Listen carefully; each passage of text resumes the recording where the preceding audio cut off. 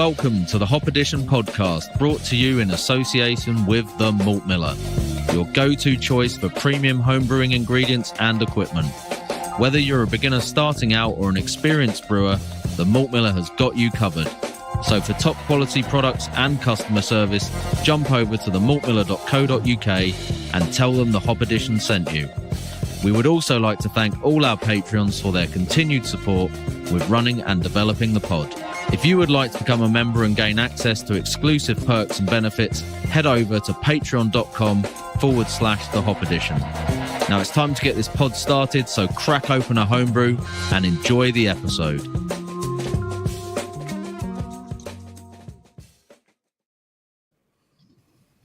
Yo, welcome. Episode 114, here we go. This one's going to be a good one. I can smell it already. So tonight, what we are going to do is we're going to do some hop testing, and we brought in two ringers. These people know a little bit about hops, and we brought Rakey as well.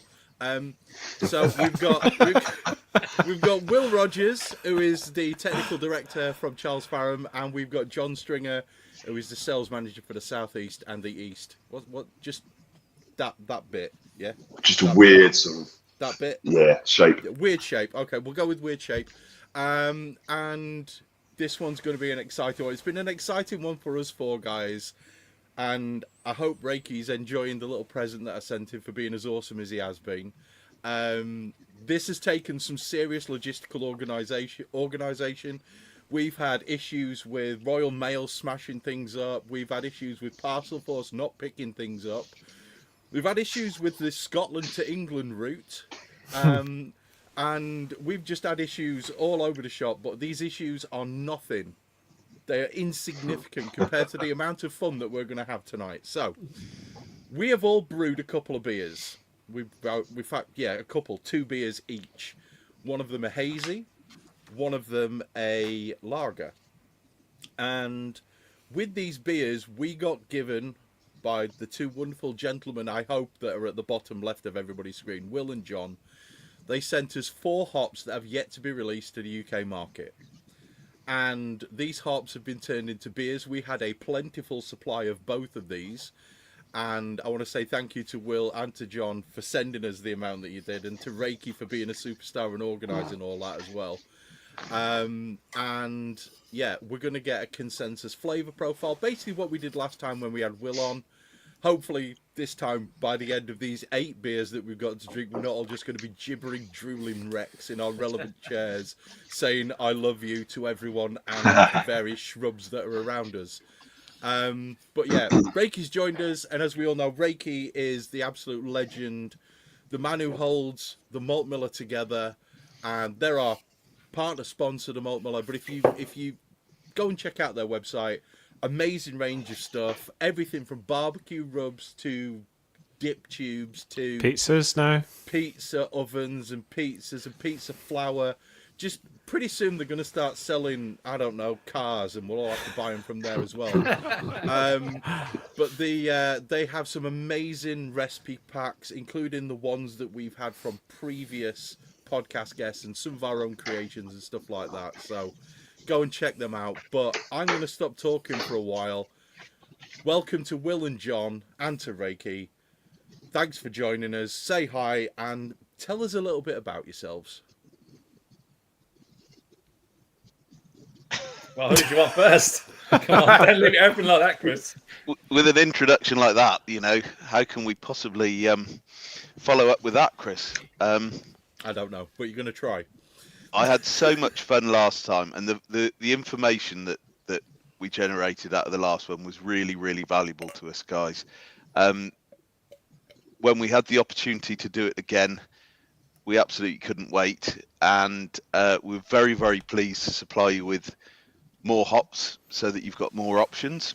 And I don't know whether you noticed, but hopefully you noticed that the pellets were really nice quality for the experimental hops, and that's because we've actually invested in a special bit of kit to do that ourselves, so we're not outsourcing that, but it does give us the flexibility to be able to do this with you guys for almost any, even a single plant now. We can we can pellet and get these things out to you. So hopefully this is another step in the direction of getting all sorts of input from you guys. That's cool. This could get messy if we have to do one of these every couple of months. We're down for the challenge, though. Let's go. Keep them coming. 2 months. John, tell us a little bit about yourself, please, mate. Well, I've been with Charles Faram for coming up to 6 years now as a sales manager, and basically talking to brewers in the southeast and east of England about everything that we do as a company. Charles Faram's kind of sell hops and a multitude of other things to British commercial brewers and to brewers around the world. And my little area is sort of up to Lincolnshire and then down to Southampton. And before I was with Faram's, I was head brewer at Gads in Ramsgate Brewery. And before that, I was just doing strange stuff. Homebrewing. I might delve into that maybe later on after a few more beers. But yeah, it's all good. And so I'm a home brewer as well. So not to the level that you guys are knocking out good beer, but I've always used Malt Miller as well. So personal thanks as well to Martin for getting everything sorted out for this. It's really, really cool. Yeah, definitely. See, John, I think you're selling yourself a bit short there. You know, you're a good customer. You know, I'm very, very easy to sell to. You know, I've pitched. You know, you've had Grainfather offers for you to brew at home. Yeah, You notice that John says he's southeast and east. Malt Miller's not in the southeast or east. So no, we had John as kind of like, I don't think it was like an interim account manager, and then we just insisted he stayed. So we drag him all the way out to Swindon, which is like in the I didn't want to go just because we love John. We've just got a really good relationship with him because it's John. Yeah, lovely guys at Malt Miller, and I didn't want to go anywhere else really. They are superstars. That's why we've done what we've done with them, and that's why we do what we will continue to do with them. So, can we just literally, what is going off here? Dramatic pause. Sorry, I've just had a message from somebody. Yeah, it's fine. It's handled. Don't worry. So none of you guys, by the way. Somebody else. External issue. So we have 8 beers. We have a hazy and a lager for each. Does anybody happen to have Brewfather open and the ability to give us a quick rundown on the grain bills that we used? Because that would be I don't have Brewfather open, but I can tell you what they are. Although Richard was the one who wrote them. Crack on, Rakey. So the lager grist was 3.5 kilos of Dingman's Pilsner, a kilo of Warminster Vienna, and 250 grams of Weimann Cowpils. What a base. So good. And that was for all of the lagers. Yep. What was your influence on that, Rich? What kind of put that together? Was that based on It Smells Lagery? That was Chris's Nipple base recipe. Oh, so that's his kind of go-to lager base, isn't it, Chris? Every so often, Rakey, even a blind monkey finds a nut, right? Shouldn't that be a squirrel? Same thing. Yeah. And then the hazy grist was 3.4 kilos of Simpson Extra Pale, a kilo of crisp wheat malt, 500 grams of flaked oats, 300 grams of Simpson Golden Naked Oats, 200 grams of flaked wheat, and 190 grams of Munich. Whose was that one? Who kind of put that one together? That was... I put it together in Brewfather, but it was actually from Moot. Moot Brewery. It's the Kappa grist. Yeah. Yep. It is a very good grist. It does make an excellent hazy pale, guys. So yeah, it does. It's a good one. Yeah, I've used it. I've used it quite a few times actually. Yep.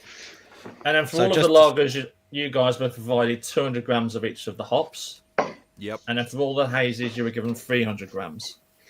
That's right. So in terms of the hopping schedule, a bit different on the lager because we had a little bit more going in during the boil. So a little bit more spread out, sort of hot side, including a small bittering addition, I think, in most cases. And then it worked out to about 15 grams at 15, 25 at 5.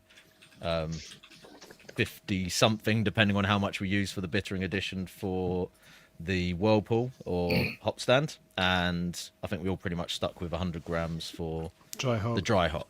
And the hazy was even more simple because it was pretty much 100 grams in the whirlpool and then 200 grams for dry hopping. I think a couple of us did split the dry hop up a little bit. Some of us forgot to do the early dry hop and just did it all at the end. Not naming any names.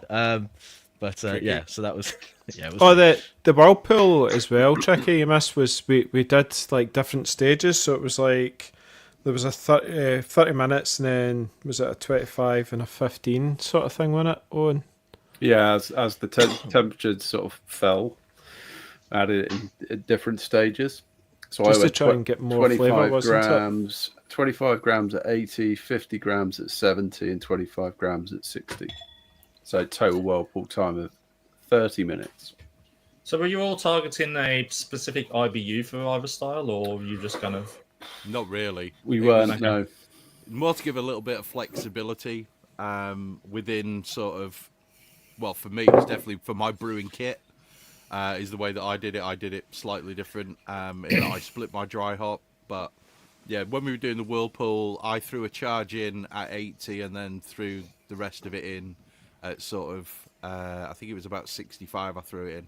And then by the time it had finished doing its 40-minute whirlpool, I had it down, it was about 57. So yeah, maybe a little bit cooler, but I don't know. We'll see if it's had any difference. I don't think it has, but we've certainly got some quite punchy, very kind of good beers for you to drink tonight. So why don't we dive into the we first need to get one started. of those beers? What's the first one we're going for, Chris? Let's go 3, 2, with 1. Owen's Lager 321. 3, Ted Rogers. Yeah. Yeah. You So got to we do are it the right gonna way be, round. So 3, 2, 1. We're going to be doing the same thing as last time and scoring these beers up so that we can produce some data at the end of it and some flavour and aroma charts.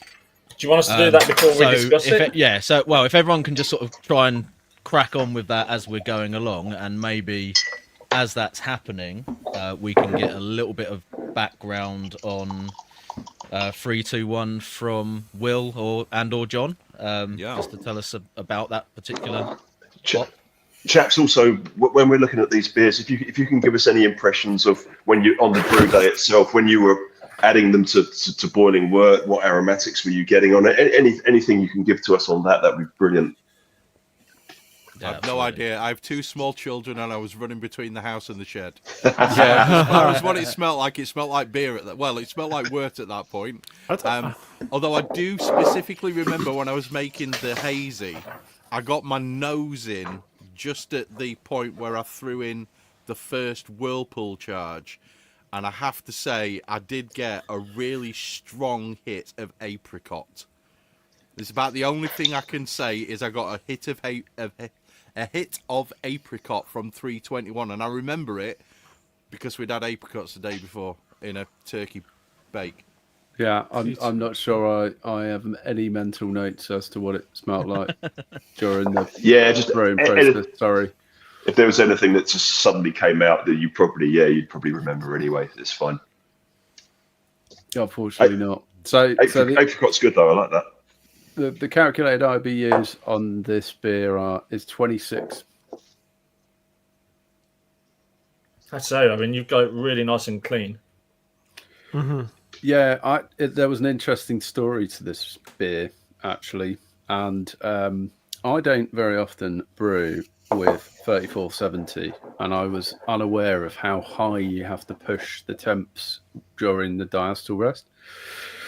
Lesson learned. I didn't taste the beer before I packaged it, and it tasted a bit like licking a block of butter for the first couple of weeks.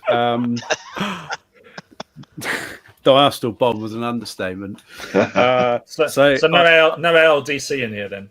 Unfortunately, well, I've now invested in some Rakey, having learned this lesson. So I ended up having to take the keg out, warm it back up, make a yeast starter. Thankfully, I had another pack of 3470 and Einstein, I think we used. Tiny starter, pitch that in, purged the headspace, and then left it for a couple of weeks. And it seemed to sort itself out. So I had quite a torrid time with this beer, in reality, and I've not treated it particularly well as a result. There's But going to be a lot. hopefully- There's going to be a lot of time during the tasting and the scoring of the beers, guys, where it's not going to be. It's going to be more of a TV show than a radio show. So if you're listening to this, Because we don't want to influence each other either, No. do we? On this Well, point, that's it. I'm kind of going No. for the tab at the moment. So if you guys are listening to the audio version of this, I mean, you may want to just go and listen to it on YouTube while you watch it, because the vast majority of the next 2 or 3 minutes is going to be people with their nose stuck in glasses. There's going to be lots grunting. of slurping and sniffing sound effects. It's not going to coming be through them. particularly pleasant. Quality podcast listening. I mean, what I'm really excited about, and obviously I've been drinking this beer and kind of tasting it along the way, but I'm really excited to try Chris's beer and see how that kind of compares yeah, side it by side. differs. So make sure you don't drink it all, because we're probably Yeah. going to want to do a side-by-side comparison between the two. Definitely. How That can really I works. drink it all, mate? Good You've point. sent me a frigging litre. Well, you're one of the lucky ones. Ask me. So, then. parentage of this, it's actually a daughter of Harlequin. So hopefully some of you will have had a play with Harlequin in the past. It is probably the next variety that's going to be released commercially. So we put it through all the agronomy tests, and it's come out pretty strong. We've got quite a bit of it in the ground, about 2,500 plants. Oh wow! Yeah, well, we have to scale it up quite quickly to get a crop off it. Yep. So we're expecting to have a lot more for you guys to play with from the forthcoming harvest. It's disease resistant. It's quite good. It's not exceptional, but it establishes quite well, meaning the baby plants don't have a habit of dying in the field, which we have had with some others. And it actually won the Hop Heat competition. It was brewed by Buxton Brewery last year, Right, so- and they brewed their hazy Nipa with it, and 5 others it was actually, and it was the one that came out on top last year. So I'm not going to use any flavour descriptors as we've said, but it has a very interesting flavour profile that seems quite distinctive, certainly for a British hop. So it is Harlequin crossed with a Harlequin generation male. So there's a bit of line breeding or inbreeding that we've done there. Alpha-wise, it's not particularly high alpha. It's only 4 to 8. But if you had a chance to rub the pellets, you should have felt they were quite oily with respect to that. You know, relatively low oil, but it had quite a bit of stickiness in there. And I think it does actually come through quite strongly in the beer. I'm looking forward to trying the hazy as well, Owen. I think this is personally I would say it's a hop that's more likely to be suited in that style than a lager. But Rakey, John and I did another tasting a few weeks ago, and we were completely taken aback. Actually, there were some real surprises in there, weren't there? And I think it's easy to pigeonhole hops and say this is only for that style, and you never know until you try. Was that the Beer Boars? Yeah, club, homebrew club. Yeah. Aye. I think I seen was you Beer post Boars. that up. Yeah. And I can run through the notes and the flavours that we came out with that tasting after we've kind of gone through it. But I'll be honest, this tastes totally different tonight. I recently went up to Laken's brewery, Great Yarmouth, one of my customers. They had some to use in a collaboration with Howling Hops, and they had 20 kilos or so of pellets and some leaf as well. And they produced a cask beer, 4.5, 4.3, something like that. A decent amount on the cold side, some reasonable additions on the hot side, and I haven't really drunk that many 321 beers, and I was quite interested. I'll just read some of the notes. It might be interesting, especially because there was a difference between the aroma and actually the flavour on the palate. I was getting red fruits. There was kind of a strawberry and cream thing going on with the aroma, a bit of tangerine, and a little bit of herbal in the background. But when you go to the flavour itself, it kind of flips. You get I was getting more herbal, more pininess, things like that. Maybe a little bit of mint on the flavour in the background of fruit. So it's a really interesting hop. I think depending on which yeast strain you use as well, you're going to get all kinds of weird and wonderful results. I wouldn't use 33470 again. Just a quick one. Sorry, somebody's put in the results under 310 rather than 321. That was me. Me. Totally me. Shift it to 321, will you? I can't do that. Can you delete re-enter it? Yeah, I can delete it.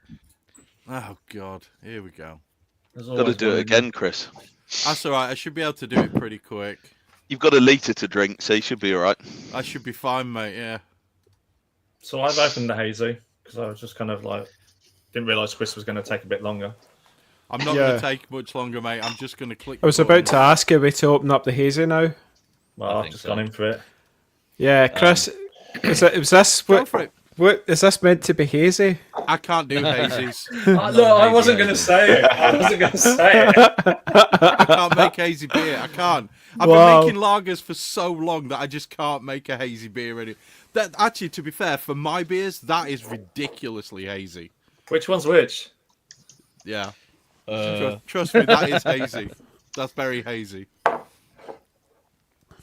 Anyway, but yeah, if we can just try and get those scores in for 321, Chris. I'm working on it. I can't click any faster. I need to find that sheet. I've got the. Sorry, the link was on an email, or you can get it in the private chat on here, John. Cool. It was on the same one that the link to the meeting came on, John. Yep. Okay.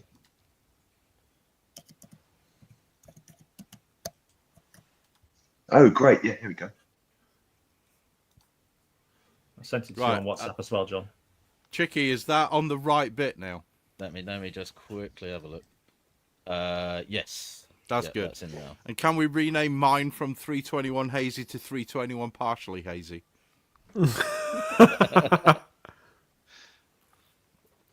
Yeah, Chris doesn't do haze. I don't. I ain't got time for haze. To be fair, mine's beginning to clear up as well. Well, a little bit. That's positively murky for my beers, mate. But that actually, yeah, different hop, I guess. John, have you got these beers? Yeah, I have. Yeah, they're just one side. I'm just working my way through the scoring. Oh, you're doing the scoring thing. Yeah, I get that on there. Oh, that's good. It's amazing what you can do with a Google worksheet, isn't it? I know. I think it looks great. You Wait can till tell he sees the Tricky's a graph. teacher. Wait till he sees the graph. The graphs are going to blow his mind. He's going to have a full-blown moment when he sees the graph. Here we go. I'm almost done. It's more wood. I don't think you were meant to say that out loud, Andy. Sorry. No.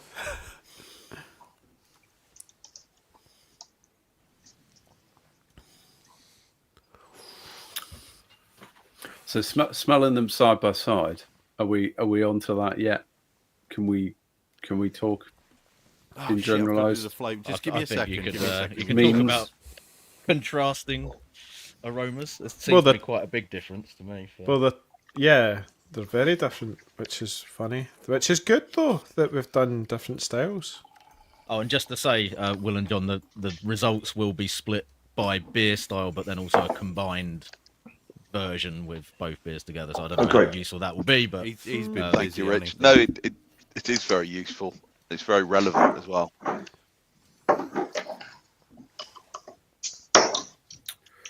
I'm picking up some similarities, though. Yeah. I was just checking the aroma there, actually, like you say, there is. Done.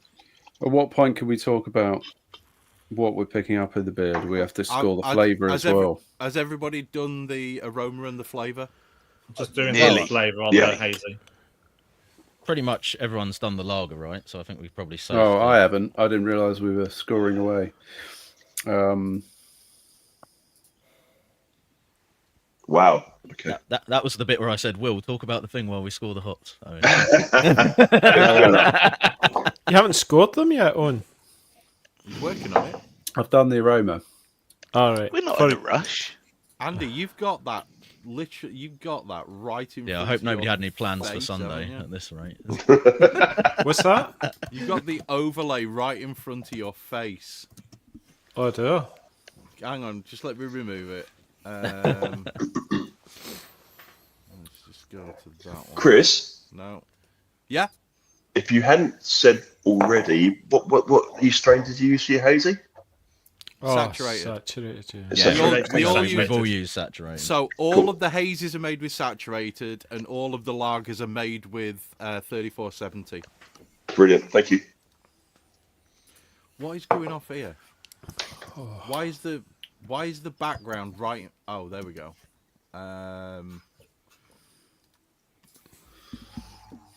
There we go.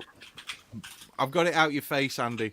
You no longer have a Hop Edition logo where your forehead should be. Cheers.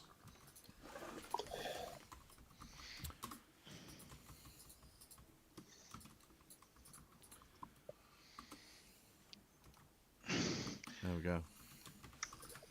Yeah, that is a Tale of Two Cities. That one, isn't it? It's one of my favourite.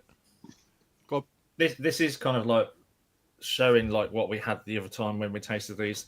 They're two different styles. That one hop on its own can just taste totally different. It does make it present quite a big difference when Yeah. They are kind of rye or Like more walls bitter beer apart. versus a hazy. It is an impactful hop, isn't it? You know, it punches out in both. Yeah, it definitely does. It's an interesting hop. I had the 321 beer from Buxton. 312, is it? 321. 3-2-1 it is. I think somebody had a. Oh, Chris, that's your bottle. You went and wrote 312 and mine. You're expecting accuracy? Yeah, You want wait, I'll accuracy fix as well? it for you, mate. Cheers, buddy. Get that mark pen on it. Oh, no, Andy. I'd just like to say to everybody who's got my bottles in front of you, just have a quick look at the label and tell me what you reckon to the glitter pen that it's written in. Oh, amazing, mate. Oh, yeah. Oh yeah. What I would say, Andy, is that there is a hop 312, and that would explain why they taste quite so different. But so when I was writing the labels for the bottles, I said to my daughter, "Can you go and get Daddy a pen?" And she brought back her like big case of glitter pens, and she went, Nice. "Write it in sky blue, Daddy." I went, "Whatever, let's go." Done. Who So, are you yeah. to argue with Yeah, that? 3, 2, 1. I'm not going to argue with my daughter. No. It looks cool. It looks cool. Has everybody scored everything? I've I haven't skilled scored. both of them. Yeah. Haven't scored Nearly the second there. one I'm yet. just I'm on my 3 words. Okay, let's do this one. What three? What words? 3 words? There's What like 3 monkey, cactus. Monkey, cactus, butterscotch. Shut that. Trailer. Chris, you shouldn't say butterscotch. That is cheating. Oh, sorry. Trailer, skydiving, Nimbus.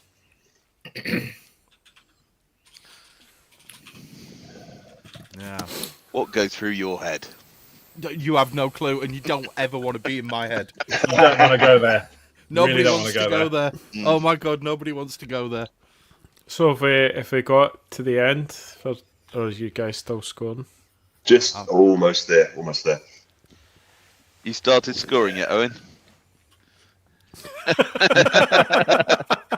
Nearly He's there. getting there. Oh man, you see, Love it. we got 8 of these to do.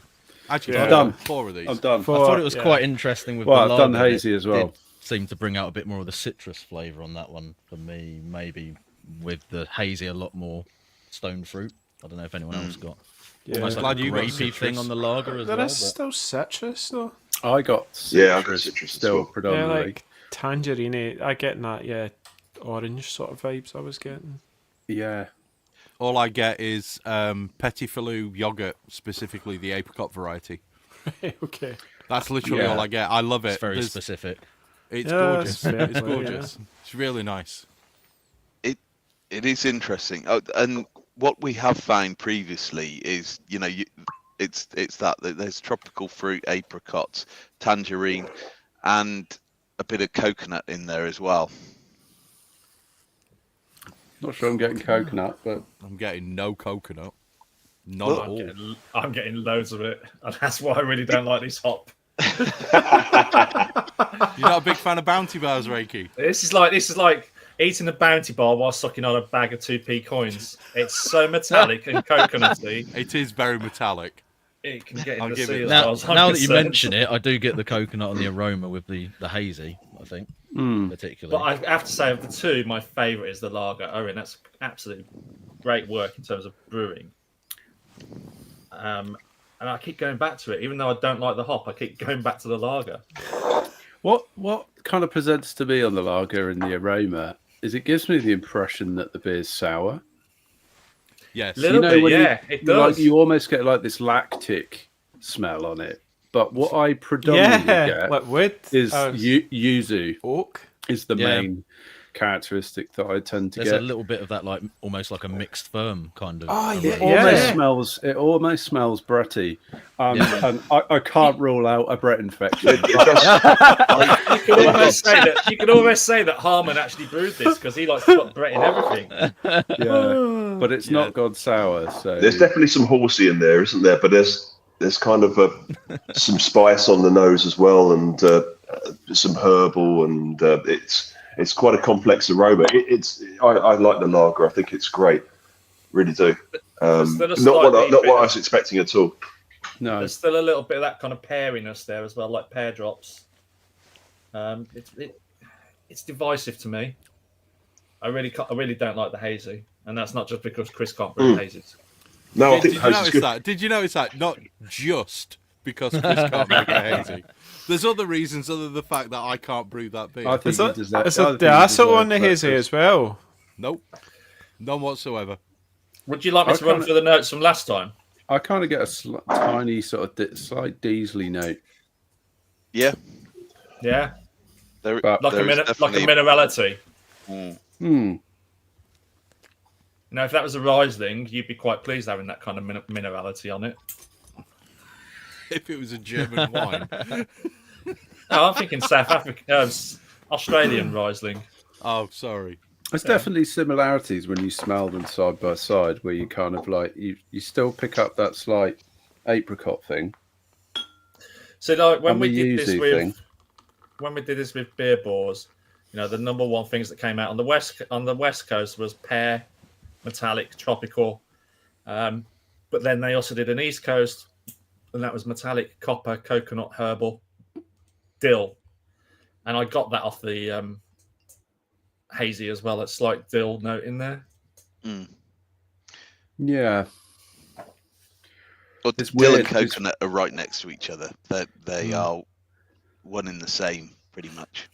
it's about how you perceive it, isn't it? And it's weird, like Reiki reading through those descriptors, and you go back and go, "Oh yeah, yeah," and it shifts your perception of it. It's just really drying on the tongue at the end. That's the metallicness for me that I kind of. Yeah. I could definitely What see you that said- metallic note. What you said though, Erin, about the brettiness of this. That's probably the what lager? keeps. That's what keeps probably driving me back to it because I keep thinking, oh, it's this beautiful bretty, funky, but it's not. I must confess, I thought it had got a bit of an infection. Sorry, Owen. I I get the real think it probably bready, has. clovey Yeah, thing, and I struggled to get past that in the flavour notes. To be quite honest, I'm getting Yeah.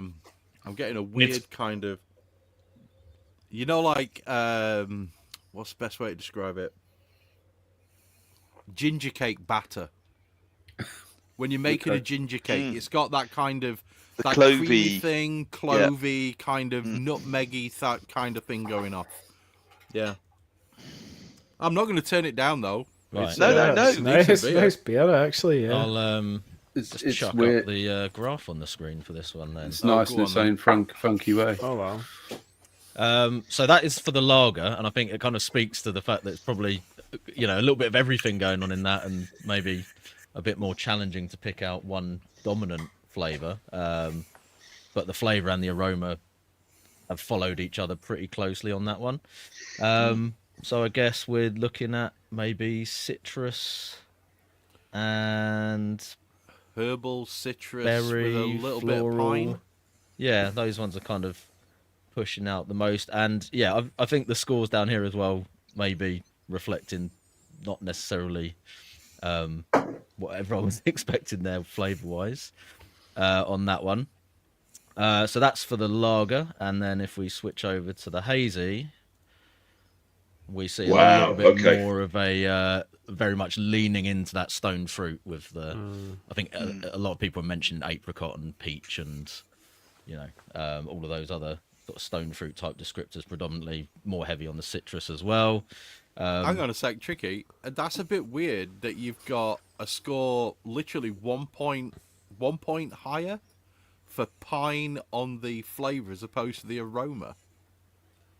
That's very weird.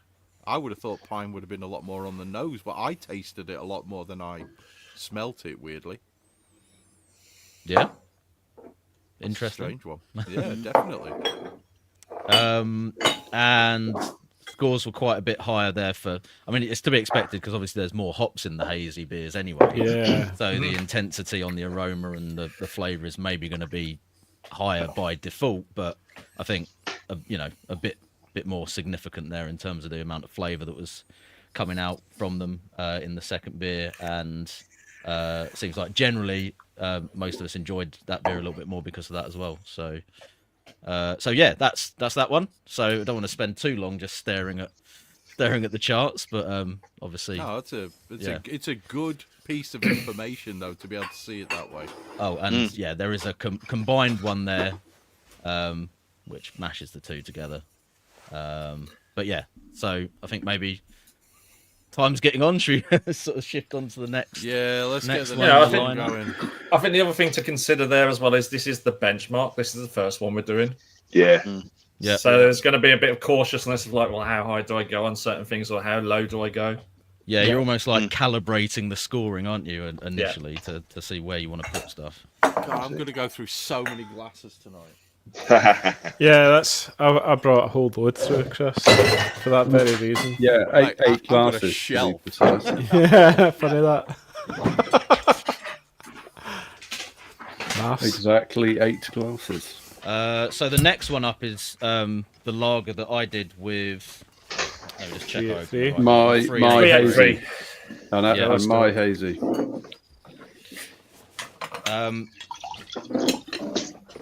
So again, I don't want to influence people's thoughts on this one sort of before they get into doing the scoring and everything, but I did get a very distinct character off of this when I was brewing with it, opening it out of the packet, that put me in mind of a very specific sort of region and a particular kind of type of hop, shall we say. I won't say any more of that than that, but it did very much remind me of hops from somewhere else as opposed to what you might traditionally expect from kind of English hop varieties.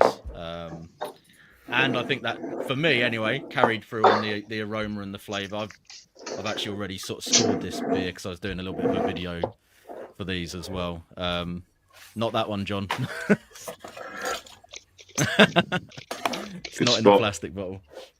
It's tricky. It's so different as well from the first one. Like Yeah. how. It really is. Oh wow. Okay. Do you know, the Yorkshireman in me is getting rather triggered at the moment because I'm going to end up throwing a lot of beer away, and I don't like doing that.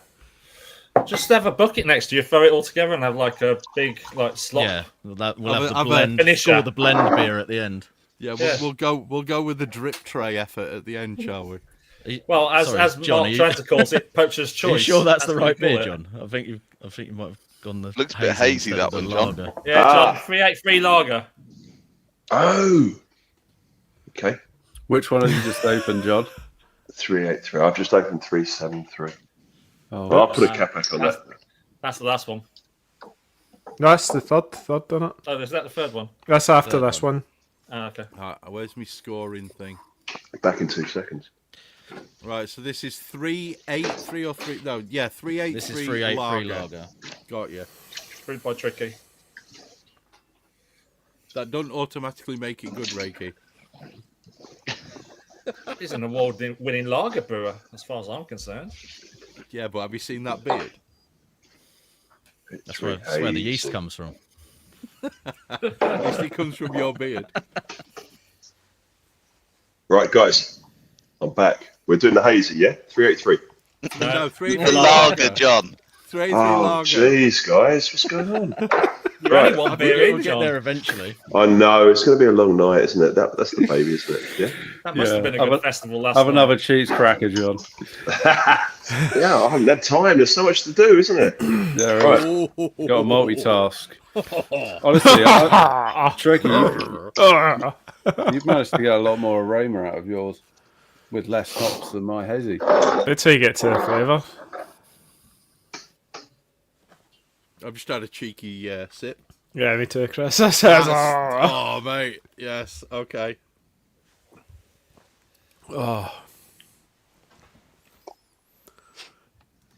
it's, yeah. So again, Will, would you be able to tell us a little bit about the background of this hop, or any relevant information on the heritage? Yeah, of course. So 383.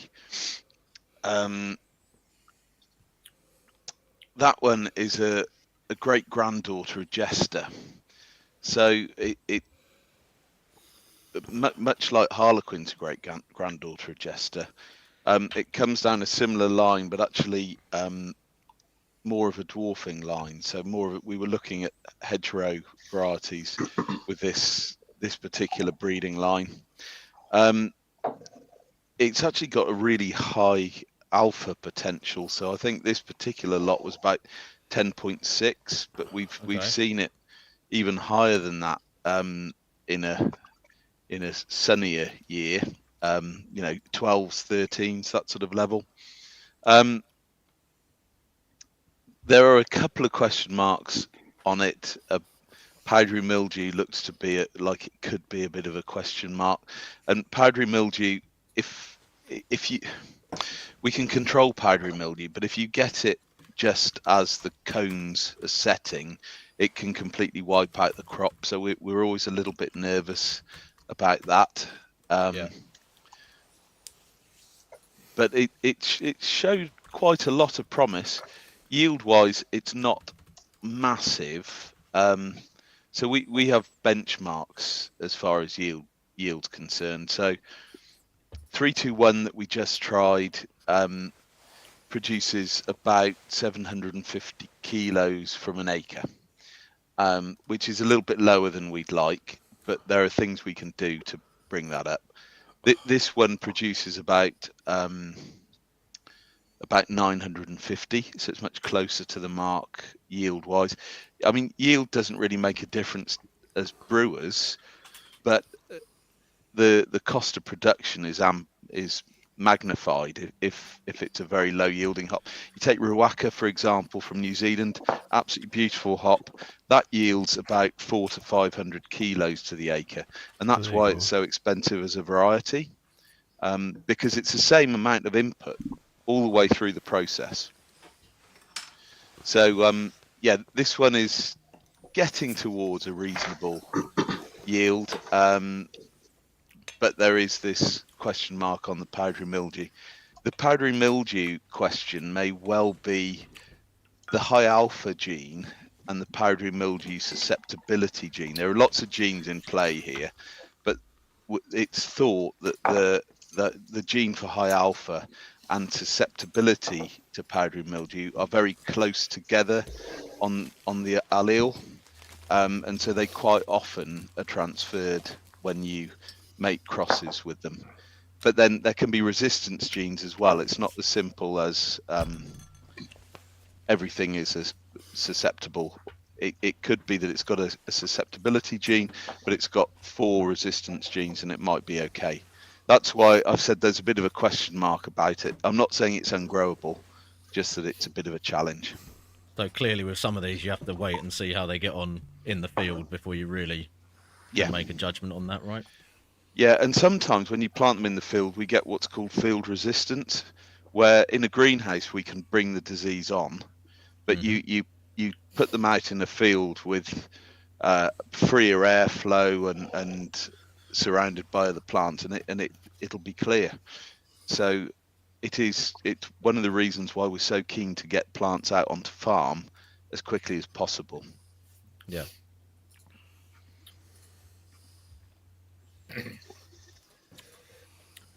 I've done with Tricky's lager, and for those of you with an eagle eye, I've just resealed that bottle. So during the after party, I can crack that one again and drink it. I thought like that's a really like weird bottle opener you use in there. Like, yeah, really clever idea. Recap it. Bottle opener. I've got to say, save it for later, machine. Oh, nice. Yeah. I'm with you now. it's a good beer. Are we all done scoring? Almost. Or do we want to move on to hazy? I was too busy talking, sorry. Oh, I've scored the hazy as well. I'm on the hazy. Scored the hazy. I think one more. Okay, so I'll get into the hazy then. Yeah, we'll start scoring the Excuse hazy. me. Owen, any thoughts on this when you were brewing with it for the hazy, or equally lacking in recollection for this one? I think I started to get the impression that you shared earlier of a specific region of the world where this hop might originate. Mm-hmm. It's like working for the CIA, isn't it? Sort of saying something but nothing.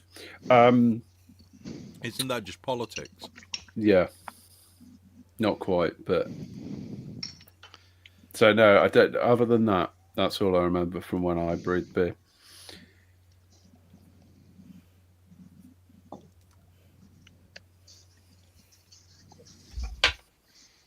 So again, I Lots, think there lots are of some. similarities, right? Yeah, I was going to say It you is can actually definitely- hazy. How does that work, Chris? I've no clue. I can't make them, bud. Can't make them. Not super hazy though. No, Not super hazy. Did you Despite- find your beer, Chris? Did you put anything in it to find I always it? put or- finings in my beer. I always put Irish moss in mine. I think Yeah, I you put did. a little bit. I think I put half a Prosflock in mine as well. I tend to just do that. for- Didn't do anything The after transfer. kegging though, or I mean, that's just good No. practice. I did add I think I had added 50 grams of hops during active fermentation, and then I added 150 grams post fermentation at probably 14 or 15 degrees. So I was trying to get a little bit of biotransformation.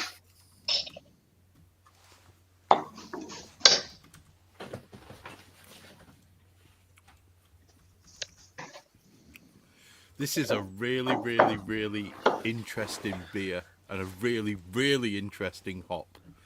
I am taken yeah. aback by this one. This one's a good one. Yeah. It's definitely characteristic. It's got a very interesting character. Better suited for the lager, do you think? No. No. Hang on, guys. Hang on. Let's go. I'd I go think the it's other really, way. for me, the flavour punches out much harder than the aroma does. I wasn't Yeah. picking up a huge amount of aroma, but there's loads of flavour going on. Yeah. I got that same thing with my hazy will. Actually, I was surprised how much aroma Rich got out of its lager, Mm. and I wonder, I don't know whether the hazy, yeah, it just didn't get a huge amount of aroma out of my hazy, but lots and lots of flavour. Mm. It's a really interesting hop.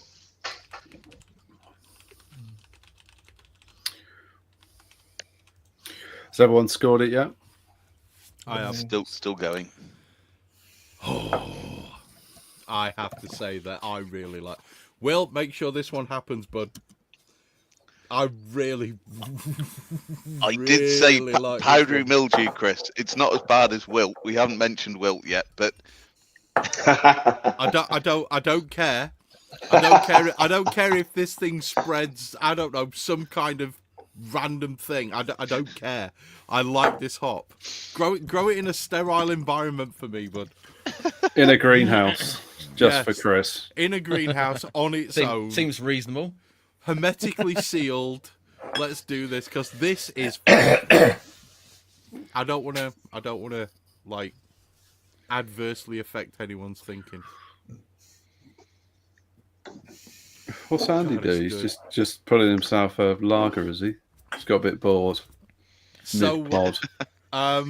based on my particular brew days, one thing that I will say about using hops like this compared to sort of more off the shelf, let's say more established hops, is there is a certain like an excitement when you're brewing with it. And aside from the fact that my kids are a pain in the ass, I would really love to be able to just be there for every single step and to get my nose into every single thing. I was snorting the fermenter when I was doing my 2 beers. I was in there, yeah, I'd like, getting in there, giving them a good sniff, and there was some really awesome flavors coming off of that. They were bloody amazing.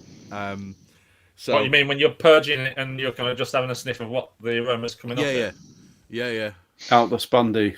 Absolutely, you got to snort your Yeah. spundy. If you're not snorting your spundy, Rakey, are you even brewing? You got to go into the nostril thing. No, Stiffo and I. It's a Stiffo thing. He's hooked on that, and it's like the other week we were obviously testing out Haze Heaven before it was launched, and it's like we were sniffing it every day, and like the smell of it just changed throughout. Yeah. Yeah. One day it's like passion fruit, and then even in the afternoon it had gone to something else, and it's kind of like mango, and it just all the smells just. I get your addiction to it. It does change. The brew does. It's fantastic. The only bad thing is don't do it with 3470 because it's quite eggy. I've got 2 kids. Don't.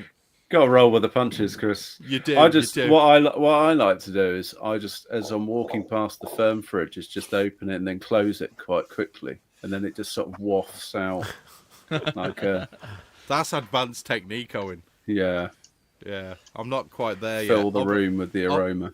I'm not that advanced because let's face it, I can't even make a hazy. So, Don't even know why you brew, Chris. Right, I Neither think do I. has everyone scored both of those beers now? Yeah. We're pretty much Oh, have I there. not submitted this? I don't know. I was just asking if you had. Yeah, there we go. Yeah, it looks like everyone's got those in. I mean, so what I was alluding to at the beginning, when I was describing what I got from it when I was brewing, was I felt like this hop was very reminiscent of old school American sea hops, and specifically I got a big kind of like Columbus Chinook sort of, Yeah. slightly dank, So resiny dank. kind of And vibe off of it. I thought the aroma on the lager was particularly sort of weedy and a bit, sort of sweaty, weedy kind of aroma. For me, anyway, I don't know if anyone else picked up on that, but It's dank for days. It is So- dank. yeah. For me, that was like, wow, this smells and brews like, old school American hops, really, which was really interesting to see from a new English variety. Yeah. And It I is lovely. Hadn't seen that myself with any of Ever. the previous Yeah. varieties that have been put out. So definitely interesting. And hopefully it can It's- get through this issue with the powdery mildew, because It's massively fruit forward, that beer for me. It's hugely fruit forward. I'm getting all kinds of like deep tropical like guava. I'm getting hints of like pineapple, which is quite weird. I'm getting like just fruit for days, just with this overtone of pine. It's not particularly strong. It's the not a pine, strong pine, no. but it's there. And like everybody's already said, it smells like weed. I'll be honest, it smells like weed. It's got that dank thing going off. It is dank, but it's not onion and garlic dank. Which, No, it's not. It's weedy dank. It's weedy Yeah. dank. Yes, Mm. I like it. I like it a lot. I like that a lot. I thought it was quite interesting. Both the lager and the hazy had similar aroma characteristics, which I didn't feel. I felt the hop very much in both of those beers was dominant. Whereas in the 3-2-1, I felt that whether the yeast or something, the interaction was created very, very different aroma profiles. Yeah, these are much more joined up in terms of flavour and aroma that you're getting from both of them. Yeah. I'm kind of getting like pear and melon. It's very soft and like, round and just. I keep going back to both of them. But It's almost maybe like me. it's like melon rind. Yeah. But I mean, I think I keep going back to the lager more than the hazy, probably. It's but kind of they're more pushed- West Coast sort of. The Isn't lager, it? because of the nature of the beer, definitely does push that West Coast character out for me. And I think with Chris's base as well, the Vienna kind of gives it that Sweet. slightly sticky, sweet kind of. Yeah. It's got a West Coast Pilsner kind of, character to it. Just not quite the bitterness there. If the bitterness was up there, this could be like a really, legit kind of West Coast Pilsner. So. Yeah. I mean, I'd one of agree. the comments that came out last time we did this and tasted this was, there was that woody, piney resinousness on like the West Coast, but then kind of like when it was the East Coast, it's kind of like that pear, and almost actually this would be really suited to like a saison or something Belgian-y, Oh. because of that kind of like soft, rounded fruitiness to it. Exciting. Really interesting. Let me That just is- quickly. Give me That's the chart. good. Give me the Alright, chart, the, Beardo. Let's go. We got the charts. Right. Yeah, it's going. Bear with. Beardo. Got no abuse has time to started fight already. off the abuse No. there. So that is the lager. So we did see quite a big score there on the pine, both for flavour and aroma. And Herbal. as Will said, dank, but didn't score with high at all with garlic or onion, which is good.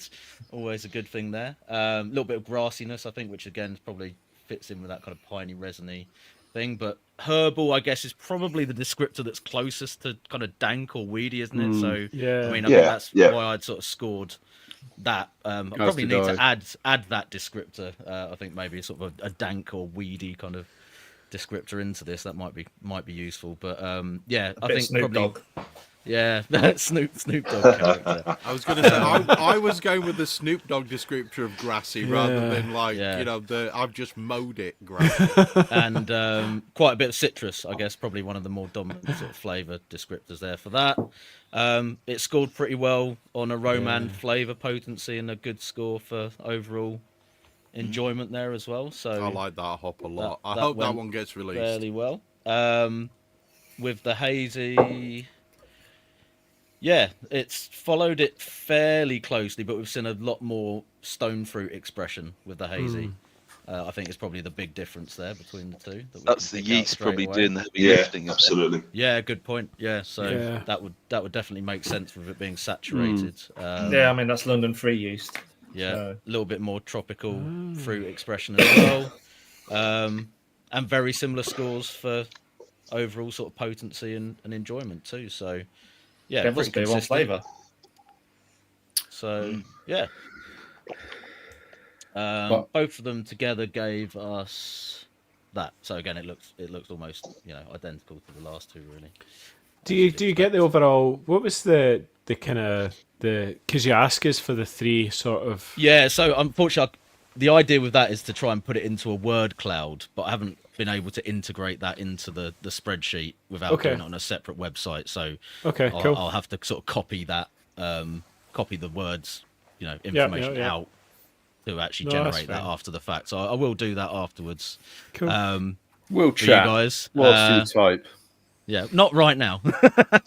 No, that's fine. Yeah. We've also got a few questions in the chat, which we've kind of neglected for a little while. So, quick question is there any potential names for 321? Oh, And do you need any? because I'm sure we could get creative. Ted. Yeah. Ted Rogers. Just call So- it go. Naming hops is always a bit of a contentious issue in the office. Everybody gets really invested in their own idea. And Paul and I, Paul the MD at Farams and I, will nearly come to blows over whose idea of a name is the best. and it'll get pushed around the office quite a bit. And then actually, I'm the one who trademarks them, so I'm the one who has to decide. But Oh, did we decide that? Really? Sorry, Paul, I missed that. Is that what you say when you've got to trademark the one you wanted? My finger slipped accidentally. there've been a few names knocked about for it, but if I would love some suggestions, and you'll be credited if you do make a suggestion that sticks. Right, chat, go to town. Exactly. We'll loop back on names, Will, because the chat will supply many. Have you guys shared I'm some of sure. these beers with the guys in the chat? Like, I hear like Brett's been drinking like a couple of them, has he? Well, weirdly enough, Rakey, I sent a couple out. Yeah. I have some friends who come round on the regular and drink my beer for me, since I don't often get chance to drink as much as I would like to.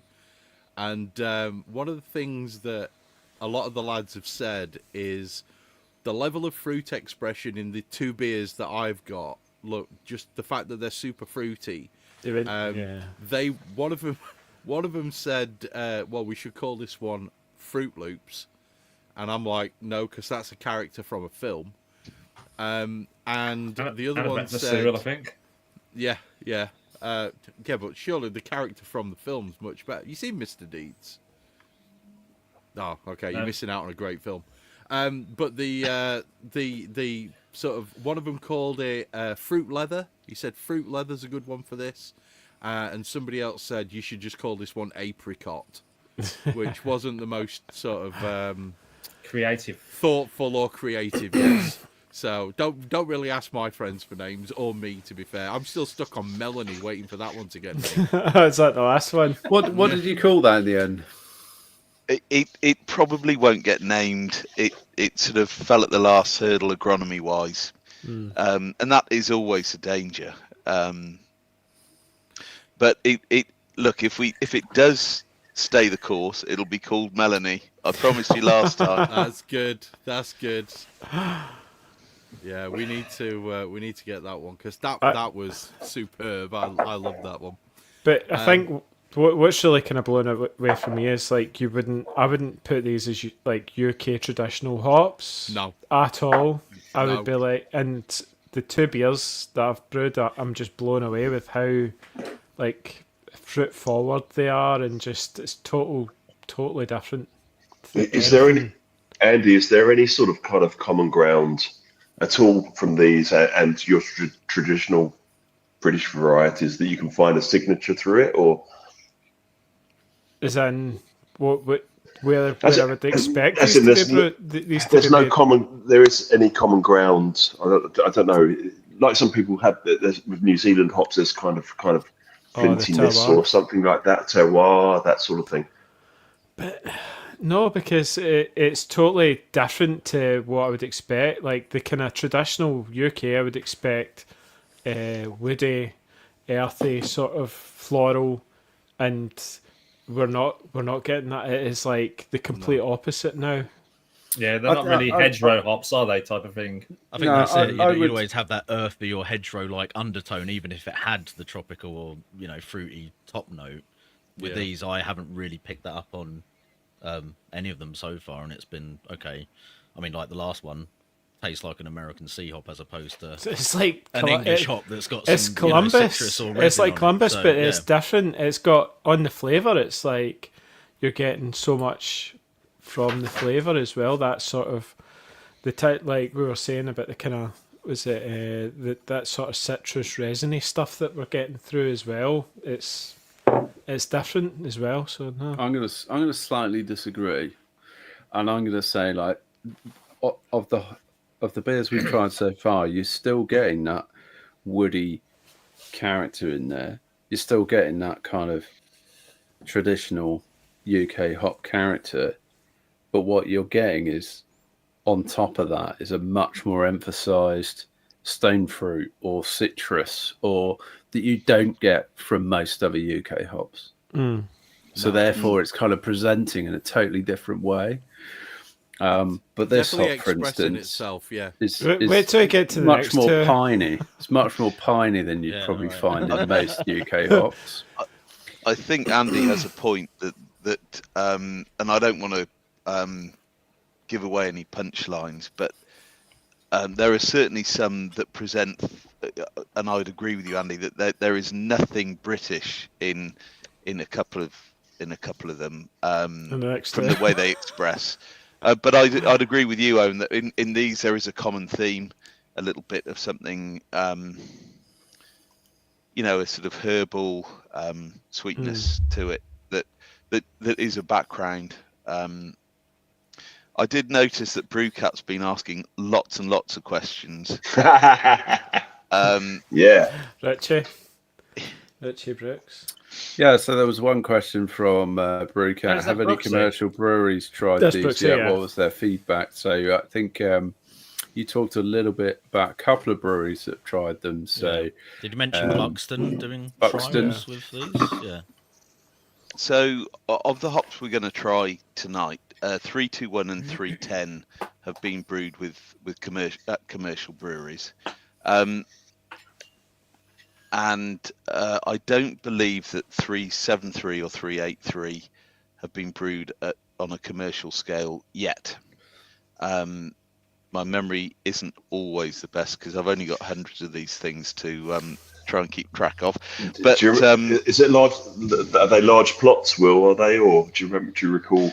No, so what 383 and scale? 373 are relatively small plots. So I think when we were talking with Rakey about doing this project again, we picked out some that were much earlier on in the sort of breeding program. So to put it into perspective, 321, the first one that we tried, that we planted that initially in 2020. This one that we've just tried now, we planted in 2022. So that was, you don't get a crop off the first year. So we will have got the first crop off 23 and then 24, which is what this was harvested from. So that's pretty, that we've really compressed that schedule down. But that was, so I'm just looking how much we actually produced. 9.5 kilos of that hop. So I think there is a little that will go to a commercial brewery to try. But you guys actually had the quite significant part of that to do this trial. And with the powdery mildew thing being, we're aware of, kind of, is it reasonably expectation to sort of like think that acreage that's going to stay reasonably static until we know whether it's going to work as a monoculture or something like that? The problem when you have a plant that's susceptible to powdery mildew is it sort of acts like a nucleation point within a hop yard. So if you have one plant that we say acts like a magnet,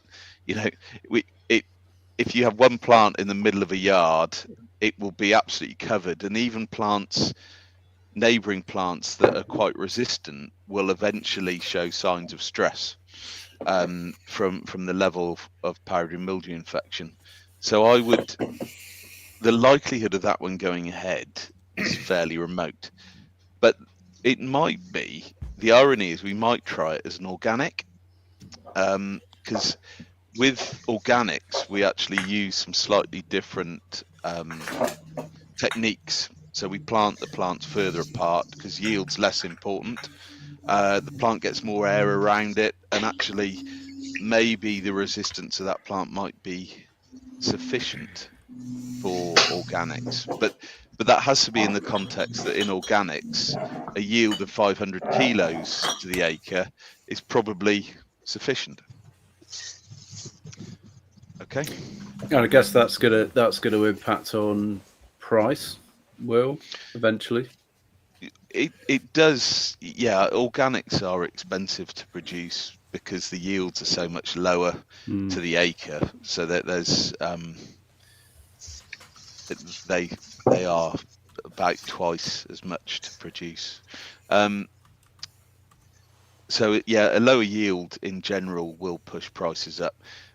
My concern with that one is the powdery mildew susceptibility.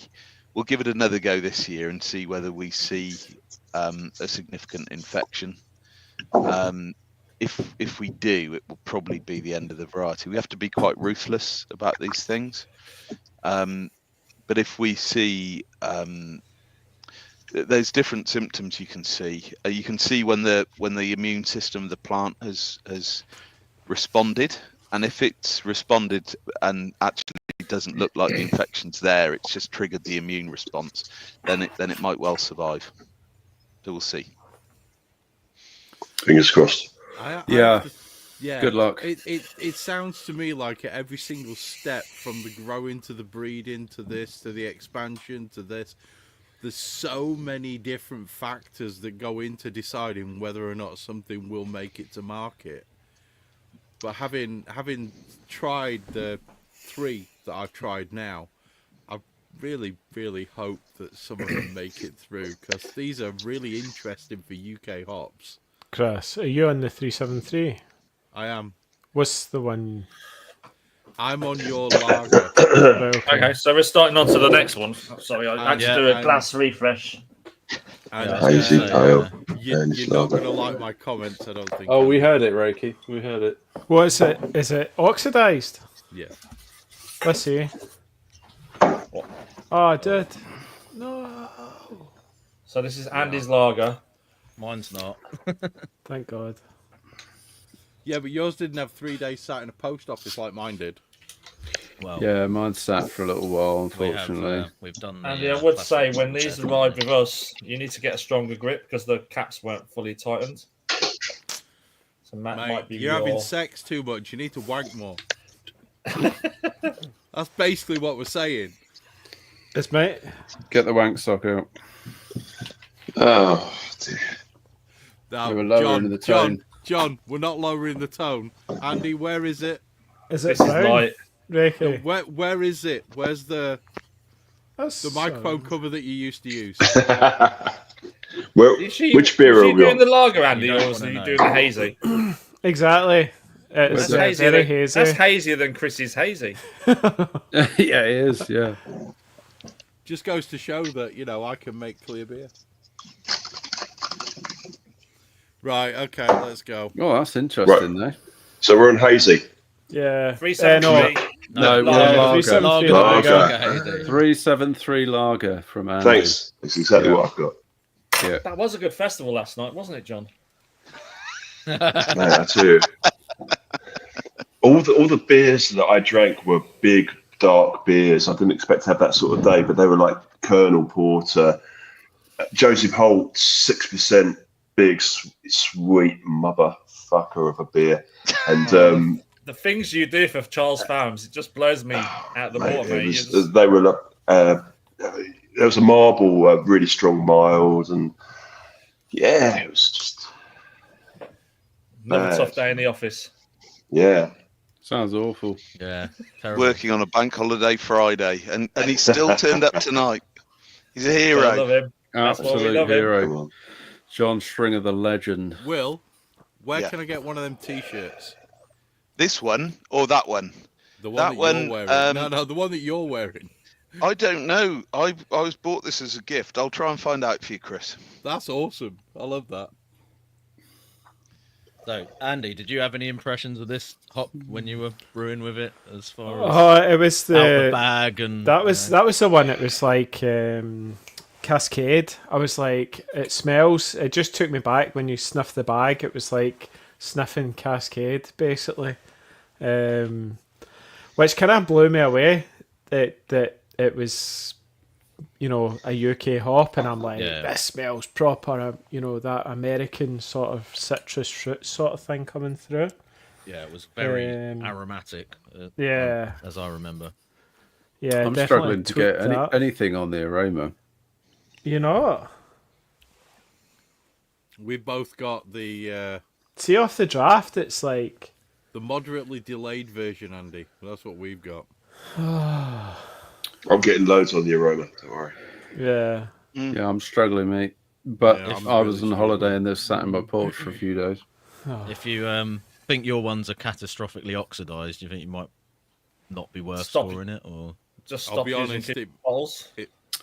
Yeah, I mean, I'm happy just to not score mine if that. Yeah, I think it would skew everything. Yeah. On the aroma, definitely. On the flavour wise, I mean, Can we just not score the aroma? yeah. Can we skip our two? My aroma's good, so there's a little bit of oxidation, but there's still some good, decent You flavour can coming. ignore I it. still smell stuff. if you It's just not- want to not it's not put brown. scores in for some of the categories, Owen and Chris, then it Okay. won't affect it. So, yeah. I mean, Just mine don't isn't go brown. for It's anything. just I think it sounds like my Very one survived the best, Andy, because it's my one's really good. Yeah. The aroma of mine's great. Yeah. Flavour's good too. Mm. I'm just going to leave all of the aroma out of mine. I'm going to be honest. I'm not going to score mine for aroma at all. Hopefully that won't skew the scores.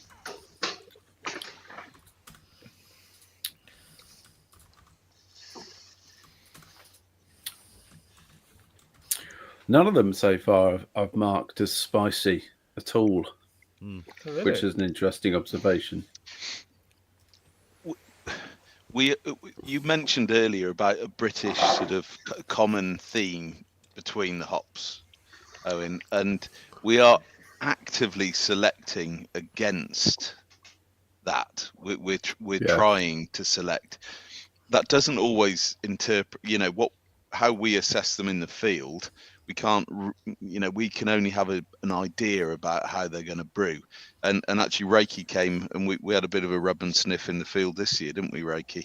Mm. And that there's, we're actively selecting against those. It's a special invitation from Will. I just can't. Sorry, Will. Do go on. I apologise for my childish colleagues. It's fine. I was waiting to see how long he could last without spitting his beer all over the place. Not very. 4 beers in, so Fair point. Yeah, but we are selecting against those sort of characteristics, but it is difficult on just an aromatic scale to know exactly how it's going to brew. There has been another question. Is it going to be difficult to get good results year on year with the way the UK weather can be so different from one year to the next? So climate change is with us. We're very much seeing the results of that at the moment. We are selecting for drought resistance. It's quite difficult to select for plants that respond well to very low UV, which we had this August. The UV levels, certainly in Herefordshire, were much lower than were anticipated, and it's the UV that drives the lupulin glands that generates the oil content.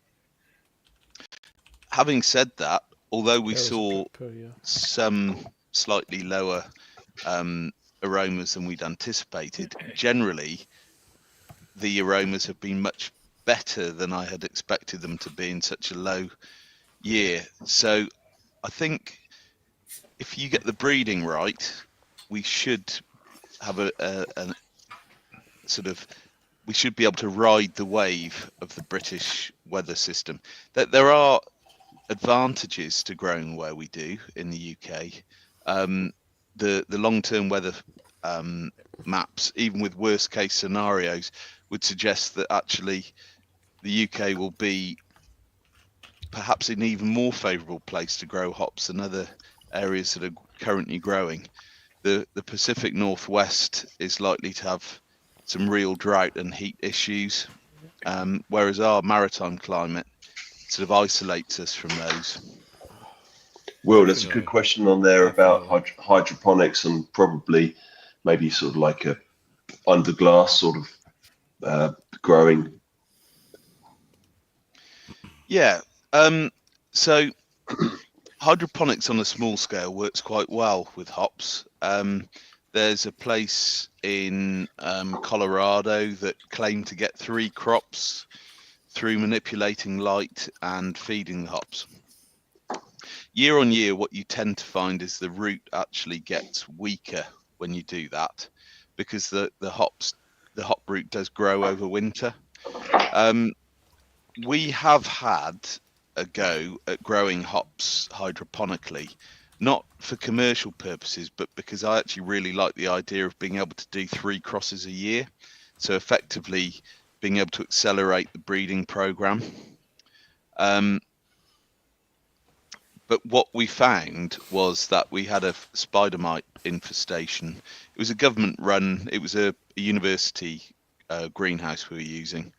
And we had a spider mite infestation, which when they get into a greenhouse, they literally eat everything. They just devastated it. And that's the problem with trying to grow these things in a greenhouse.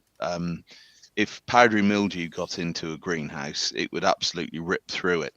So you might be able to get away with it using hygiene, filtered air and that sort of thing. But there's always a risk that eventually something will come in and absolutely wipe it out. I think actually growing hops outside is, what I mentioned about the organic hops, where we actually plant them further apart to let the air circulate around them. They're a 3D plant.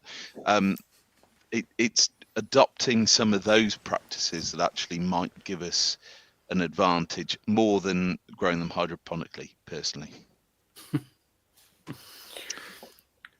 Apparently, Brooksy's mate gets a crop every 3 months. Yeah, That's what my head went back at. I was just I'm not being funny. I think that's probably a different. Yeah, I think that's a different plant. Yeah, It's Somewhat. definitely a different plant. and Good for clearly, you. given the fact that you're in the UK, maybe you should report your friend for growing illicit things. Is he kind of growing those in between the tomato plants so that you can't see them? Or smell them, apparently, based Yeah. on what I've read. Interesting. I am struggling to score. 373. Yeah, I'm I'm really not stuck entirely on sure where it fits. I'm really stuck on the 3 words. Chris, do you think it's are quite we like... on the lager still, or have we moved on? I'm on the hazy. I'm You onto can the go hazy. on. Oh, now. Hazy, yeah. I'm kind of measuring them both against each other. Yeah. And this is probably the hardest, but also the most enjoyable one I've had so far. You know what I'm like. If you let me talk, I'll talk for half an hour. So I'll get very. Go for it, behind Will. at That's you. what we love. That's why we love you. Yeah, If you just carry keep on. going I'm for not, it. I'm not being funny, Will. When you come to our college, I'm really hoping you do talk for half an hour. Is it a half-hour slot? No, it's 45 minutes. 45 minutes. Oh, you need to make that 15 longer. for questions then. Chris, What? I've got a reputation for overrunning these things by a long way. Yeah. So Well, should we do it after college then, or should we do it during lunch? Because lunch is 45 minutes, and after college you can go till 6:30. Tricky, how are you enjoying this at home? This beer? Yeah. You're hazy. Yeah, I really like it. Yeah. Yeah. No, I mean, I think interestingly, one thing I thought about it was I didn't quite get the amount of aroma off of it that I was hoping for, Right. but then the flavour kind of is quite. I felt like the flavour was there, maybe not quite as much on the aroma.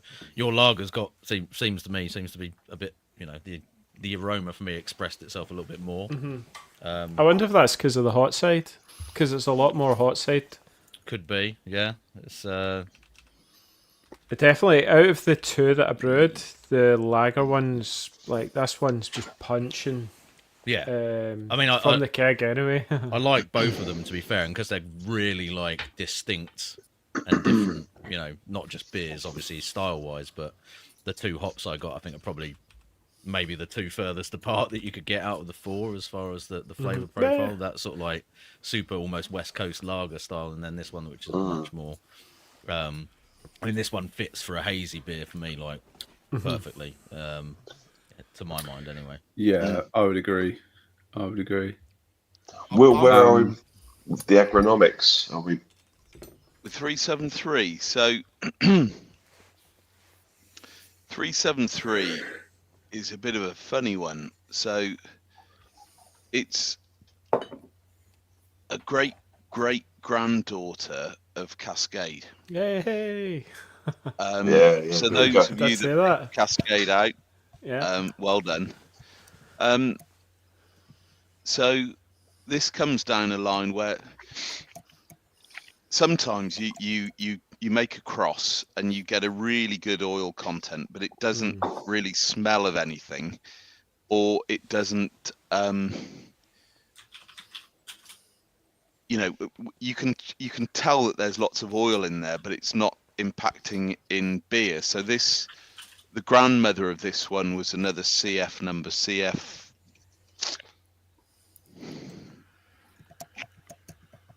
I'll have to check back on that one for you. I can check it pretty quickly. But it had really, really high resin content with respect to the alpha. And what we thought was so we've got a hop that's got lots of resin but isn't smelling of what we want it to. Maybe we can cross it with a male from a high aroma line, like a Harlequin or like a 321 male. And so we've got this high resin hop, which within our program was 2085, and we crossed back in with high aroma generation males, with the idea being that if we can get the high aroma and the resin content, then we can get something that really punches out. And I think this actually it shows that it works doing that.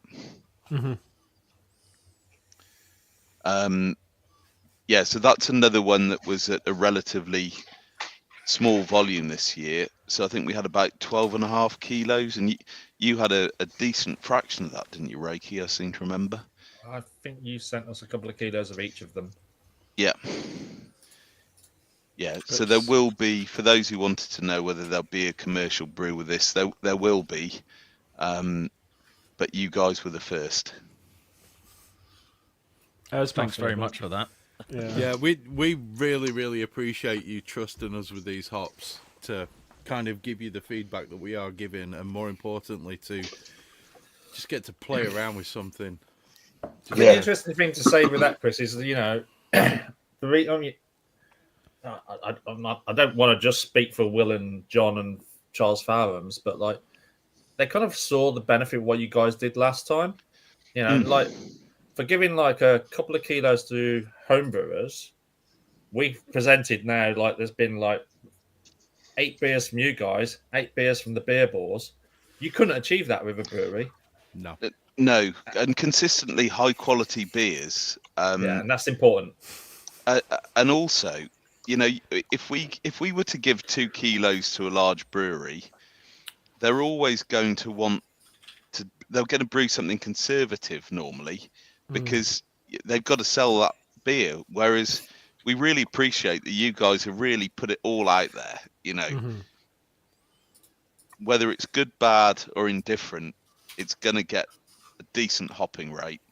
And as Rakey said, that is really valuable to us. It's not easy to find brewers, but lots of brewers want to be involved and they want to help, and they do a great job. But you don't get to brew the sort of more extreme ends of the scale. I mean, who's going to brew a really hoppy lager with a completely unproven hop? Us. Yeah, we will do that for you. Well, and kind of like the turnaround time. And we started talking about this before Christmas. I think you guys got the hops maybe 8 weeks ago. Yeah. You've done a lager, you've done a hazy in that time, and you've then had to carry a normal brewing schedule. Madness. Yeah, thanks, guys. You guys have kind of been take on the challenge. Yeah, it was something on it, Chris. It was interesting, yeah.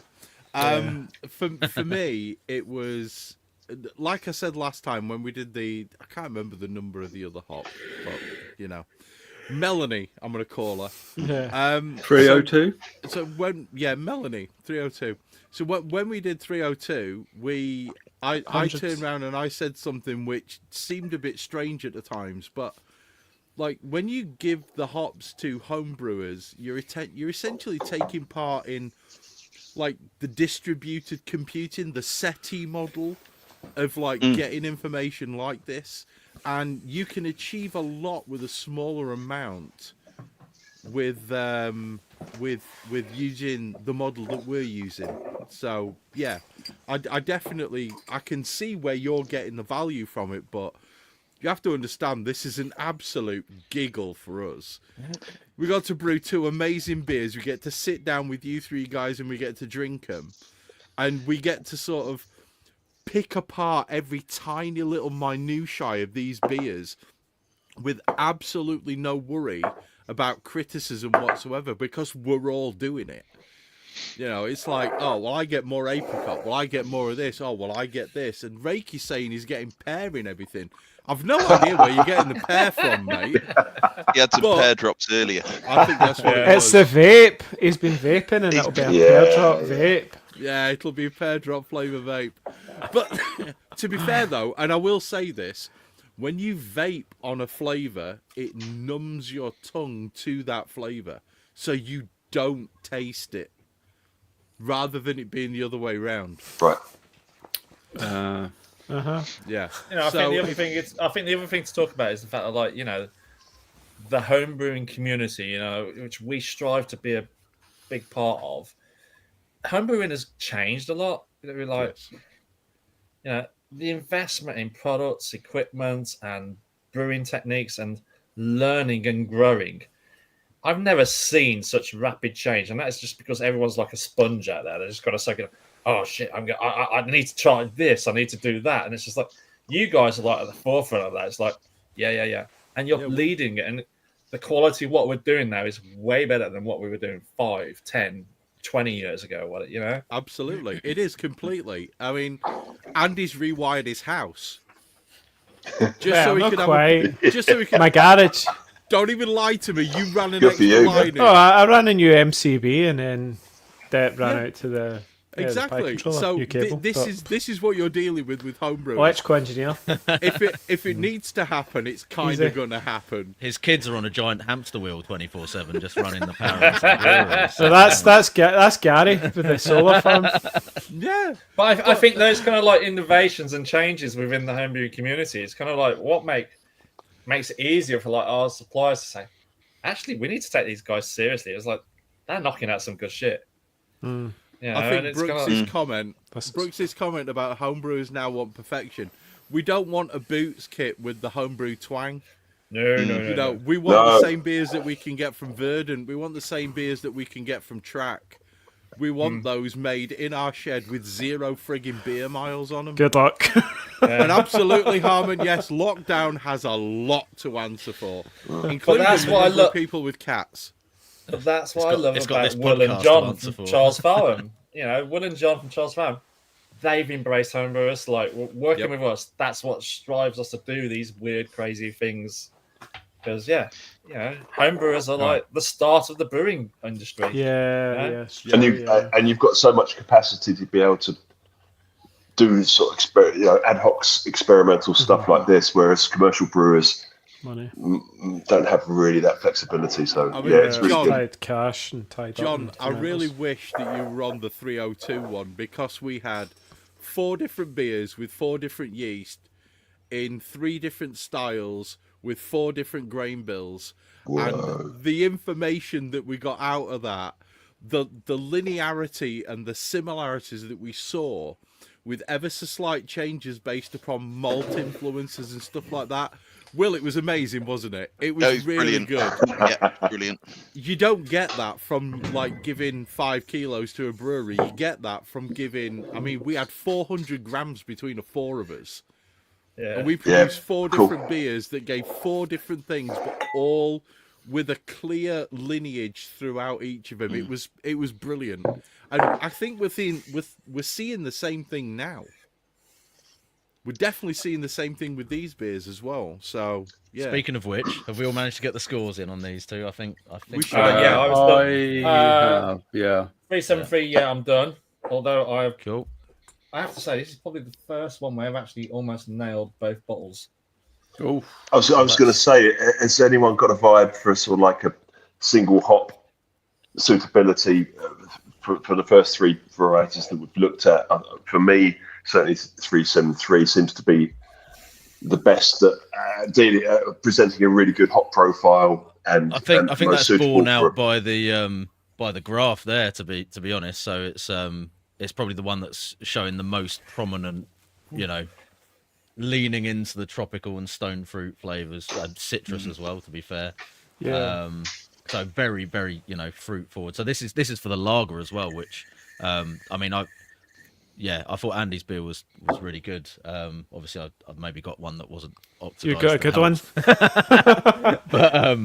But no, I got loads of fruit. Chris must have got the first one on the line. That's what it is tricky. To the point where it was like it drank almost like a like a pale ale rather than a lager because there was so much hop character to it.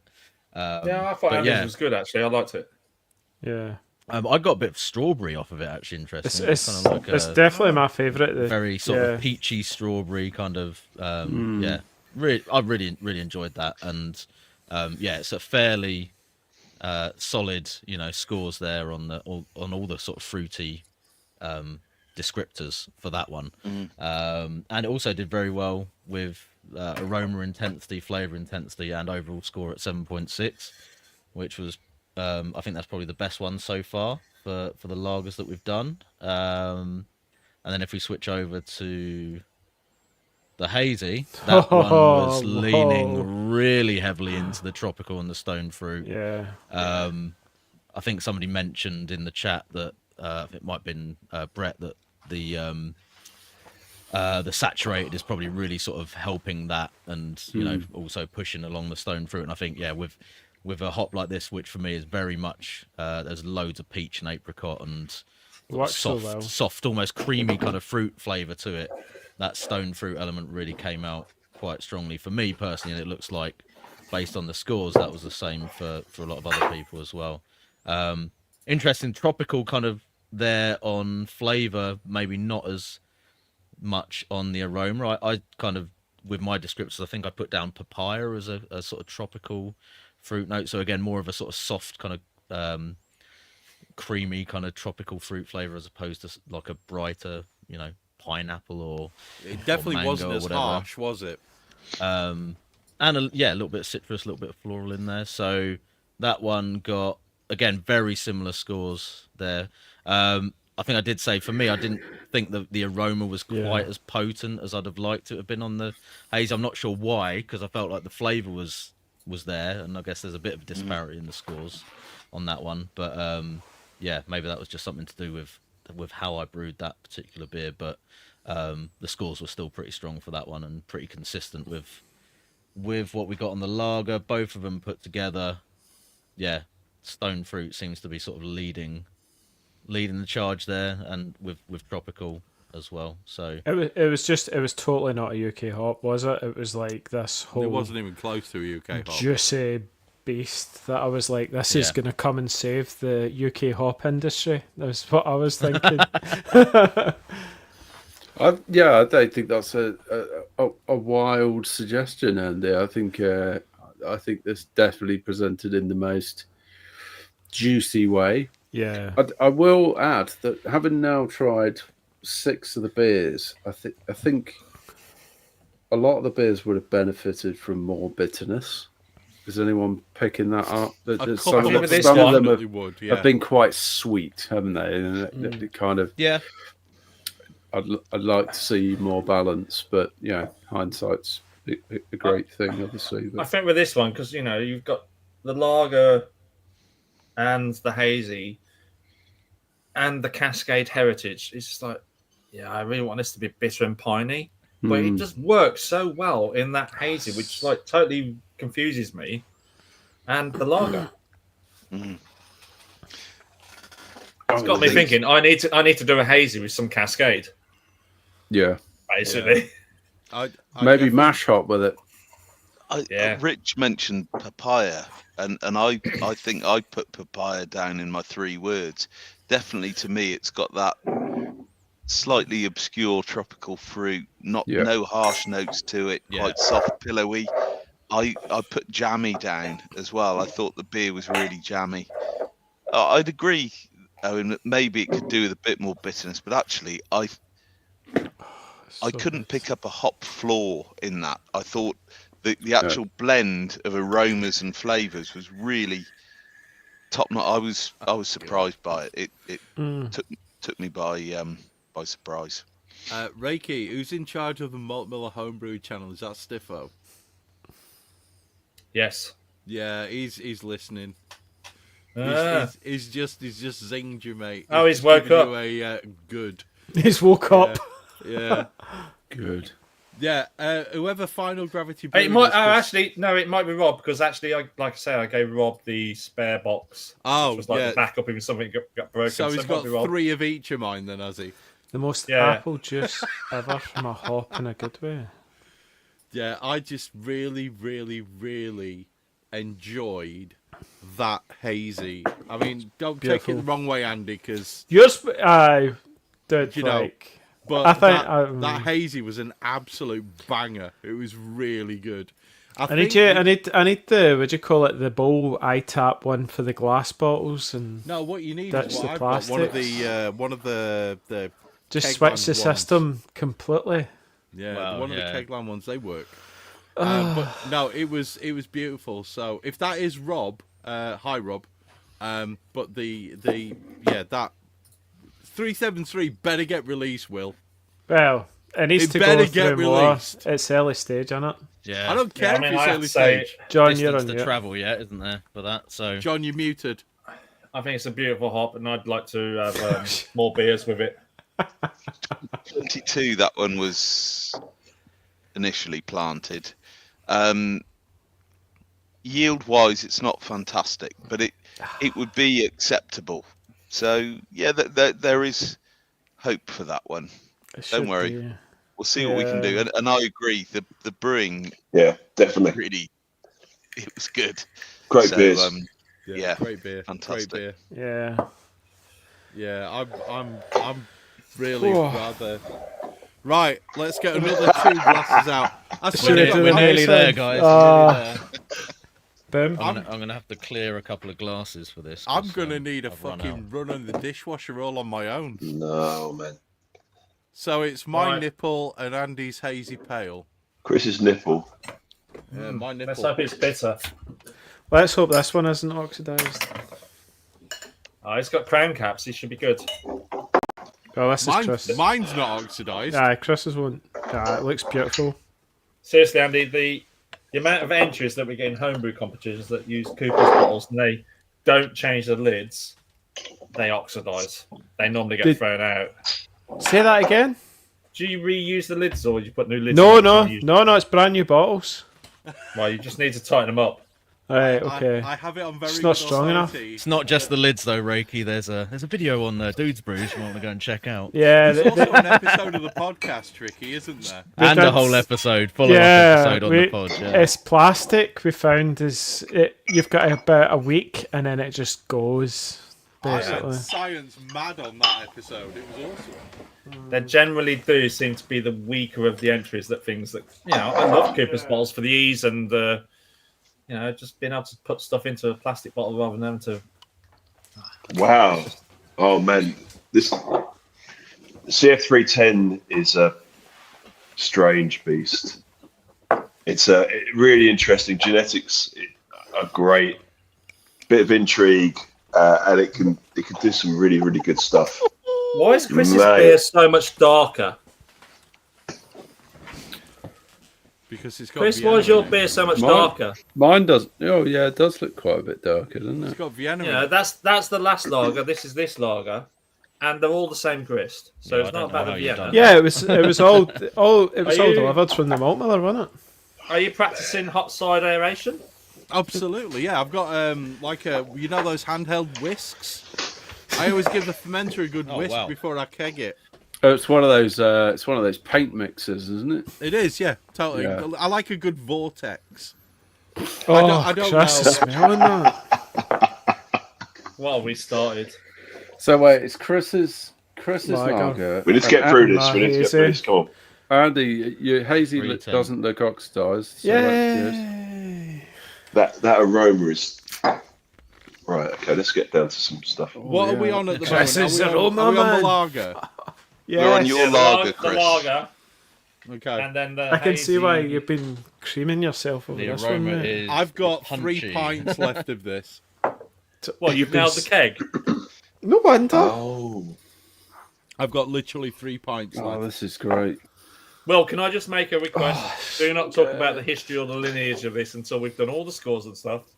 Okay. I don't want to sway what these guys What is think. there's a really Punching. like distinct thing to this that I just can't pin it down, but it's Come on, Tricky. You can Do I find have to it. score this one, or It's can I in there just sit and somewhere. drink it because it's stunning? It's fucking pineapple cubes, isn't Well, I mean what I said the other week when we tasted this. I want to put an order in. it? Yeah. right. You've always been consistent on that, Martin, have you? Yeah, on this one, definitely. How much can you grow and how soon can you provide it? Bloody loads. I mean, I Well, haven't. if it's not next week, I think Rakey's going to be disappointed. Yeah. Oh man. Oh God. Oh, that tastes Smell. so I good. haven't even tried the taste yet. But I haven't I either. haven't tried Andy's hazy yet. Do we all But need to just turn our beer cameras of the off for a night. minute to have a moment alone? Yeah. Let's just have a minute, boys. Get the wet wipes. I tell you what, when you open the bottle and pour it, that smell, it's Oh. glorious, isn't it? Fuck. Now you can see why I chose the order we're doing them in. Will, Fucking hell. you should see this off Oh. the keg. Fucking hell. Oh yeah, you had the whole bloody keg of this. Yes, I'm jealous of that. Mm. Fuck's sake. I mean, your wife is a lucky woman. Mm-mm. It's all right. She's deaf. As I'm trying to mark the scores, and all I'm getting is Owen and Andy going, Mm.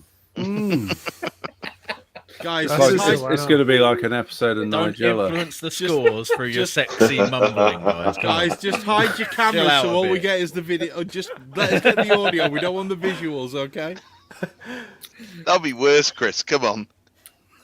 Maybe, but I'm willing to try it. it's Owen is the worst. Once he gets going, Do you know there was a period where people used to literally sit and watch Owen do his commercial reviews purely for the facial expressions and the noises? I mean, Joe should probably go Look, back he's and listen doing to it a few now. of those old ones. he's doing it now. It's like, oh. I'm not Just how going much to I comment. enjoy about- beer. Go on, Will. I'm not going to comment about the hops lineage because I've already had my wings clipped on that. We've already But got it. what We've I had would it on say- an email. It is for an IPL. I think that is the perfect hop.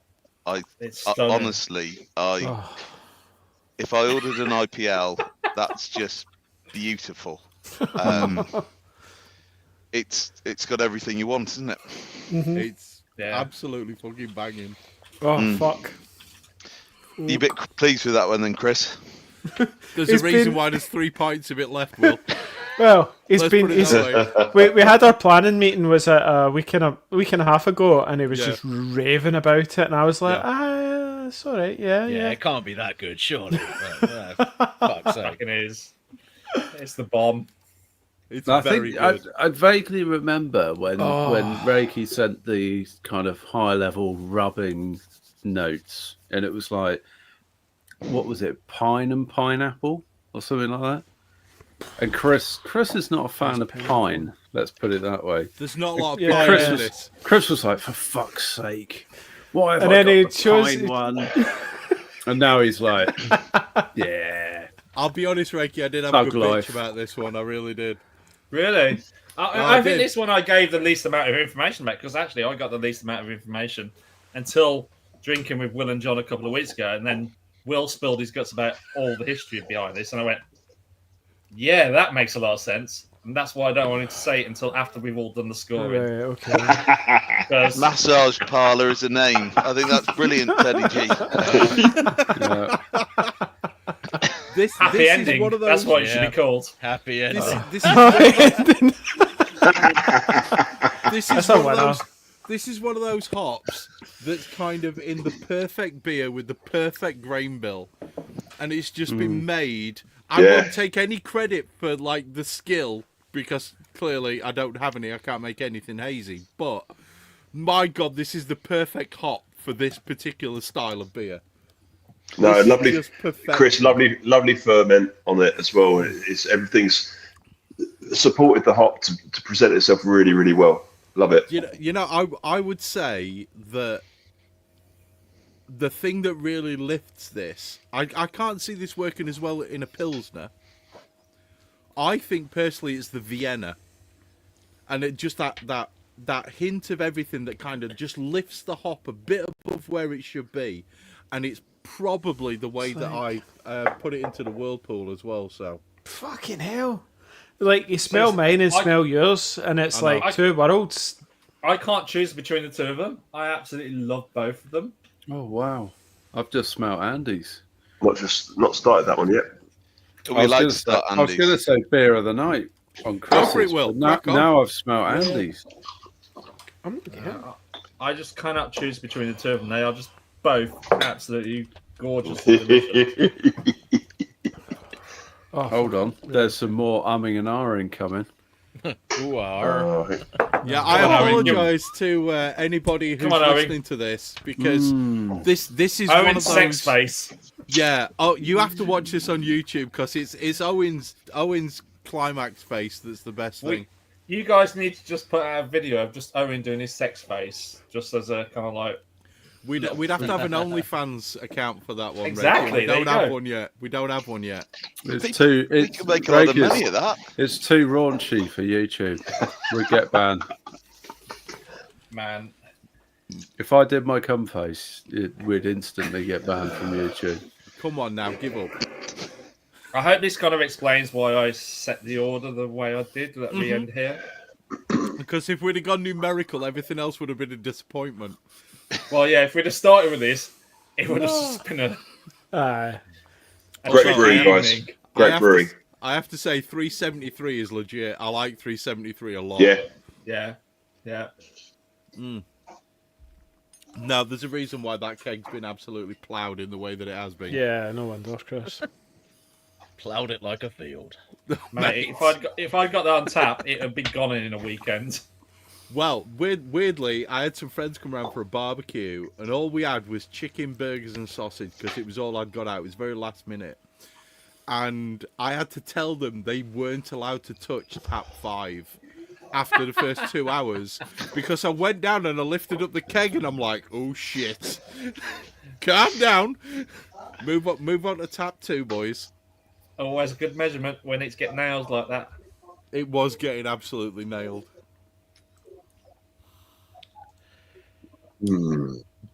Fucking hell, I completely forgot about the scoring. I just nearly drank Yes. the whole beer. And, You're just sitting there. No, didn't you? just now I like, need to I'm going- score it. There's two things I have to say. It's like, one absolutely fantastic brewing for you guys, and it's now 10 o'clock. We've done 8 beers in 2 hours. Yeah, that's fair. That And is none impressive. of us are that pissed. No, that's impressive. We've stayed on track. We've been focused. We've scored. Actually, And no, I I have- did score the lager. I just forgot because I'm like half cut. But Hang on a second. Robert don't need to do the Smith, hazy. Don't need to Share do the share the recipe for what? You can't get these hops yet, Robert. We can you give you can't the get- grist and the yeast. But Yeah, we can give you the grist and the yeast, mate, but we can't give you the hops. and the That's hop down schedule. to Will. Yeah. Come on, Will, get this thing grown. What are you doing sitting here talking to us, Will? You should be growing hops right now, man. Get out there with your lights. I'm having a little chuckle to myself because I actually had a conversation with Peter, who is the hop breeder, last week, and Paul was telling us that we needed to be a little bit careful about how much we planted to this one. And I said to Peter, I said to Peter privately, I said, we'll just put in a couple of acres, shall we? Yeah, just go on. Just go on. If I could have my 100 kilos this autumn, and then next year I think we'll go for 200, and then the year after we'll go for half a ton. That'd be good. Robert, hang on. Sorry, I'm going to do this one. Robert, what we'll do is we will stick the grists, the links to the Brewfather recipes into the chat a little bit later on once we've sort of gotten over 310. We need a moment. That's what we're saying. But we will get round to sorting it out for you. We just need a little moment, mate. John, you're still muted. Probably a good thing. Yeah, there's some comings and goings in the house at the moment, so I'm just staying on mute for a moment. I've just seen your missus walk past. You've muted yourself again, dude, and you're trying to talk. Mid-sentence. That's an incredible mid-word. talent. She's just come in from bingo, and she only won £5. Bingo? Yeah. So. Is she upset? No, she seems quite upbeat, but No, I'm not upbeat about that. John, give us some of the 310 lager, mate. Just pass her the rest of the bottle. It'll be fine. I want to know how she did on bingo. Did she win? Yeah, she won £5. Oh, it's better than winning nothing. At View as well, where the stakes are quite high. So yeah, it's okay. Some would say it's a failure, but it's not that bad. The bottom line is, did she have fiver. fun? Did she have fun? Was it enjoyable? Other than that, the cost is irrelevant. Yeah, exactly. Yeah. I haven't asked her that sort of thing, so I'm doing due diligence on these You're fine working. beers. So yeah, Working no, at the exactly. moment, mate. I need to put my scores in for the hazy. Are you waiting on me for this? No, I'm still working my way through the hazy as well. Yeah, I'm still trying to get my 3 words. The 3 words are hard, aren't they? Yeah. I keep getting distracted. Is it OnlyFans account? Is that your 3 words? OnlyFans is one word, Chris. Is it? I don't know. I don't go there, Will. Surely No. it appears on your bank statement. I'm reviewing Unsurprisingly Andy's. not, no. Oh, it has totally dropped level now, hasn't it? Now we're 8 beers And this in. is what We're happens when you hit the scraping 8th the beer. gutter. I know, it goes Try to keep it clean, folks, but it's all going downhill now. Never mind. Yeah, please send the kids to bed. We're past the watershed, boys. It's fine. Oh, I'm going to do my 3 words for this one now. Just fucking hell, man. It's not bad, that, is it? Okay, Andy, are you wishing I'd sent you a 500ml bottle now? Oh, mate. Oh, so good on it. Oh, mate, There's I wish none you sent me a, Well, keg of this. I can see why you sent 330s, because you were worrying about... There's literally none left. There's No, none. no, you'd be It's a tanning proper that. tight pour, isn't it? Yeah. Sorry, mate. Oh, I just remembered. I've still got 2 more bottles of this at work. Yay! Because I only You've gave left Rob them at one work. of them. I gave... So you sent us 6 of each. 6 of Did your he? lagers. 6. Yeah, he sent us Bloody 6. hell. What a And ledge. actually, I Drama. kept the others back. I gave Rob one of each. Yeah. Oh, 3 bottles. That's my I guess- sock. I guess that depends who gets What's into the the Crown office Royal? fastest next week, doesn't it? They might Yeah. be running to Oh, steal I'm those not- bottles, I'm not Rakey. in on They Monday. revealed it on the pod. I'm not in on Monday, but I did Oh, sorry, actually nobody leave should Stiffo be. It's some bank beers. holiday, Tuesday even. No, they're in on Monday. Stiffo's got a couple They of are. bottles on his desk as a treat. Wow, you're too kind. All I get from my lager, now that we've all finished, all I get is apricots. I get nothing else. Is there, does everything apricots. just... Have you been eating apricots? It says Does everything apricot taste for like every apricots? fucking beer, Yeah, doesn't exactly. it? Like, apricot, It's- apricot, But apricot. kinda, yeah. Throw in the occasional yuzu just to spice things up No, a but little bit, but mainly But there's apricot. it's like pineapple drops, sort of like, it's just like I this can see the pineapple. I can see the juice, pineapple. juicy drop, Well, juicy flipping. Have we all done the I scoring? mean, I'm not saying you're wrong, Yeah. but Right, we've all done the scoring. I think we're done. Well, we can all you done tell the us a scoring? Been a story? marathon. Can you tell us a story about where this hop came from? Oh, I can, yes, Rakey. So we're constantly inundated with people saying, "I've found this hop growing in my spent waste hops, or spent waste heap, or growing in a field somewhere, and it's really interesting and it always smells great." So, how long ago was it? It was probably about 10 years ago. A brewer from Cheddar Ales came to me and said, "We use fresh pack Simcoe, and I found a load of seed in the bottom of one of the fresh packs, and I planted it, and out of that seed, he got 3 plants, and he brought them all up to me." Amazing. And Chris's amazing hop has got Simcoe heritage. This couldn't be any better. Even better. You'd have to listen back to a few other podcasts Will, to understand how good this is. But seriously, carry on, please. Yeah. Well, and so Hashtag cat piss. it. He brought the plants up, and they all got powdery mildew that I've already mentioned today. They were like powdery mildew magnets. They were absolutely coated in it, to the point where 2 of them died because they got just absolutely clobbered by it. One of them survived, but still got it. But it survived long enough that we could breed with it. So he made some crosses with it. Now, this is actually a grandchild of that original plant. Now, I'm always a bit skeptical about whether it really came from Simcoe. You just don't know. I mean, that seed, that seed could have come from there. Normally, if it gets killed above 57 degrees C, it's not viable. So most seed that you would get in a pack of hops would be unviable. Is this for legal reasons, Will? No. The beauty of it is it's much easier to defend yourself if it's a true story. And it is throw a true story. a blanket of doubt on the whole story. Thank you. You're welcome. Can I just say, Certainly not a proprietary strain. just to interrupt you for a second, Will? Have we Sorry, finished? Will. Have we finished the critique of the beers now? Yeah. We are. Excellent. I'm having a donut. Carry on. But so I'm always skeptical. But what I would say is, actually, you've smelt the hop, you've tasted the beer. I think there is an element of it. If it is Simcoe, there is an element of its ancestry in there. Definitely.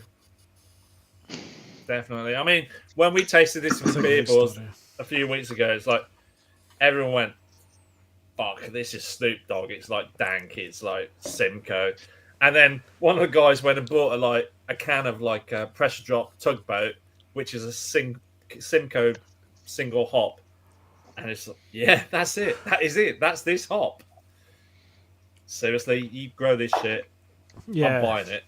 Will, do you want to talk about sort of seeded, as in sort of like, a lot of people think possibly you don't get seeds coming through of US hops, but that there are males in the Pacific Northwest, aren't there? Yeah, so the Americans, in their own fashion, are allowed to call hops seedless, when I think it's 4 or 5% seed. They're still allowed to call them seedless. If you saw 5% seed in a sample, that's a lot of seed. And there are males everywhere in the US, so you do get some viable seed. In the UK, we have seeded hops because actually that dreaded thing that we spoke about earlier, the powdery mildew, the spores of powdery mildew are actually the same size as the pollen from the male hop plant. And one of the reasons why it's so devastating to get powdery mildew as the hops are developing is it infects the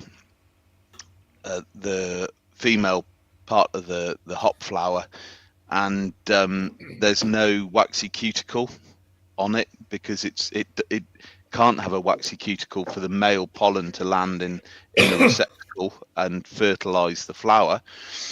So because there's no waxy cuticle, the powdery mildew lands in that site, and then it infects the plant from there because there's no protective barrier to stop it. So we have male plants with the idea that you saturate all those sites, and then the powdery mildew can't get in and infect it, and it works. Please, sir, I'm having flashbacks to my degree. Would that be the stamen and the stigma? Absolutely, the Fuck yes! All that, it wasn't wasted, that education money. No, not at all. It wasn't wasted. No, You know? For that one no, I'm moment. impressed, Chris. I don't know if you know, Will, but Chris is a scientist. So, just for the record. Never mentioned that before. Yeah. So that actually cures the issue then. It cures the issue at that period in time. Yes, I mean it's so Ernest Salmon was the guy who came up with it. It's a really clever solution to a problem. We're constantly trying to breed around that, so we're breeding resistance into the plants. But there are resistance genes and susceptibility genes, as I mentioned earlier. And what we want to do is stack the odds in our favour with resistance genes.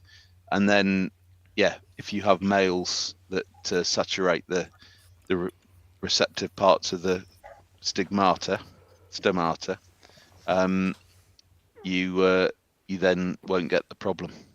It's really interesting with I get asked a lot of questions about, why can't you bring Citra over and just plant it in the UK, or other US varieties or popular varieties that, see how they grow and see how they do. Cascade does okay in the UK, and it's kind of anglicized and sort of like maybe a bit more muted than the US version is, but It's still a bloody good hop. I like UK Cascade. Yeah, I love, so do I, and I think it works amazingly in cask beer as well. It's a beautiful hop. Yeah.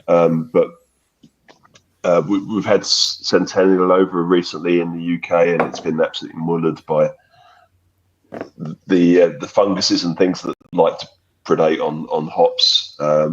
Willamette seems to have done okay. Does it, Will? Willamette's okay. I suspect it's going to be verticillium wilt susceptible. We've got some growing about 100 meters from here. My next door Willamette neighbour's like grown an English some. hop that got taken to America in the first place, though? Or Yeah. am Yeah, Totally. so it's a It's a lovely tetraploid hop, though. fuggle. Yeah. Yeah. So Fuggles, yeah. It is a fuggle, but with twice the genetic material. Right. So it went to America, became weak and flimsy, and then came back and just Well, nearly some died in the people would field. call is what it you're saying. bigger, Rich. They use a chemical to induce tetraploidy. Oh, okay. It's in fact they're normally more vigorous, but they are then also more susceptible to disease. As I said, I suspect All mouth that and we'll nose see- trousers is what you're trying to say there. Will, isn't it? Absolutely, yeah.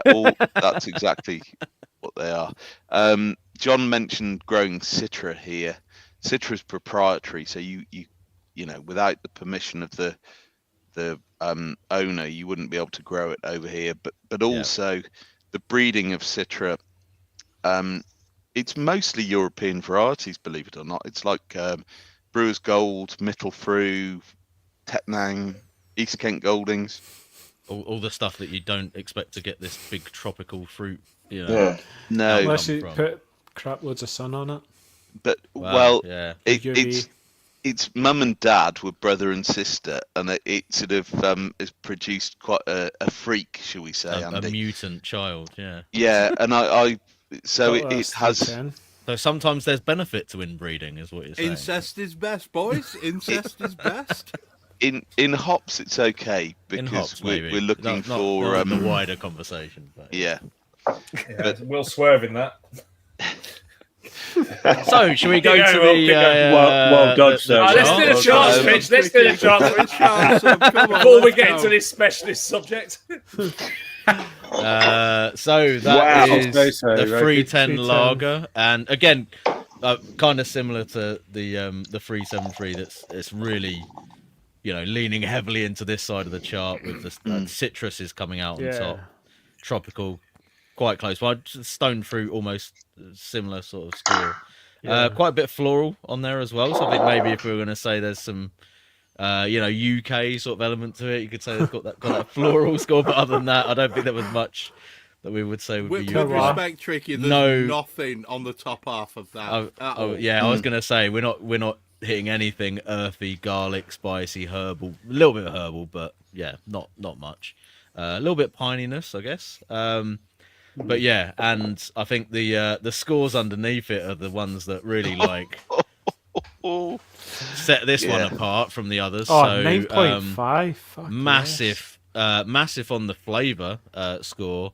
And this is for the lager as well, remember? So this is like the one that's less.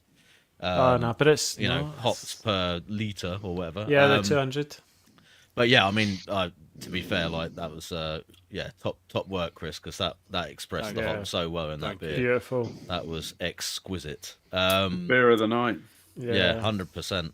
And then if we switch over to the hazy, it looks a lot like the chart for 373, I think, for the hazy. It's very stone fruit sort of led, and that again might be the yeast. Yeah, pretty strong scores on the tropical and the citrus. So yeah, I think that is definitely a sign of the saturated sort of mixing in with the what's coming from the hops, and giving you a little bit more of that peachy kind of apricot sort of type flavour. But otherwise, I think the scores on sort of floral, citrus, and tropical are probably looking very similar. It's also got a little bit of that pine coming in as well. Pine, yeah, definitely. And nothing else on the top half of the graph. So all I'm wishing is I wish you guys had done a West Coast for this, and actually I've given you like 500 grams to play around with. Rakey, make it so. Next time. There's still time. This is like crying out for a West Coast, like proper. I think, again, really high scores there for aroma, flavour, intensity. Overall score 8.4. So I think that's probably the highest out of the hazies. But yeah, Chris's lager clearly takes the win tonight for the beer of the evening on the scores. But that hop overall. Hang on, combined, tricky. Refresh everything because I hadn't submitted my hazy. You hadn't say. Oh, wow. There's always one in there. Not made much of a difference. I think it still looks pretty similar, to be fair. I'm sorry, scores mate. are about the same. It's all right, don't worry. And then overall, both of them combined, the aroma and the flavour really following each other closely there when you put the two together.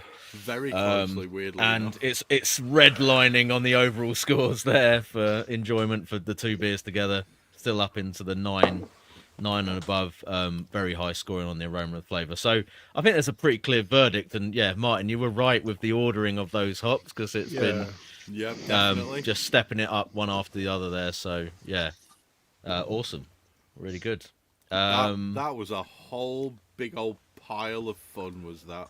No, it was. That's good stuff. Very enjoyable. Will and Jon, I really hope you've got information that you can use from that. I really do, because that was a whole bundle of fun. Yeah, get planting. Yeah, so 310 is 25 acres. And then 373 is at least 10 acres.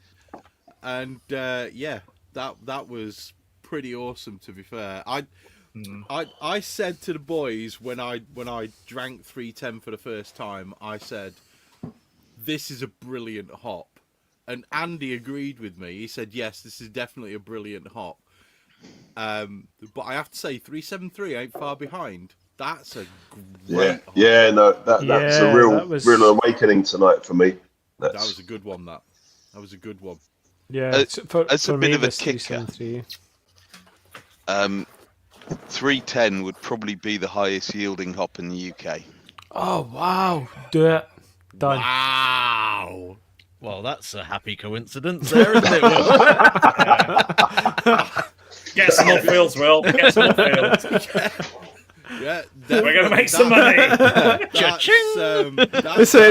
What's the meme where you see the guys and all the money's counting out and all that? Saving the British hop industry by that's a time. That's a phenomenal hop. Yeah. It's rare that you get the two things combining, but that hop potentially would be enormous, and I'm really happy that it's produced two incredible beers. But Chris, I think Rakey mentioned the West Coast thing. It really does seem to work in the West Coast, but I think IPL as well. Geez, that's stunning. The IPL thing, I think it lends itself more towards hops which punch really hard on the flavour. And I would love to see what it does, because Tricky's got I hate to do this because his head's big enough, but Tricky's got a really good sort of New Zealand Pilsner kind of recipe, and the way that he does things. Award-winning, Chris. Award-winning New Zealand Pilsner. I would love to see... lagers, A few. One or two. Yeah. But I do think that if Tricky was to throw 300 grams of 310 into one of his New Zealand Pilsner bases, I think that would give an absolute stunner of a beer. I think that would be probably better than mine.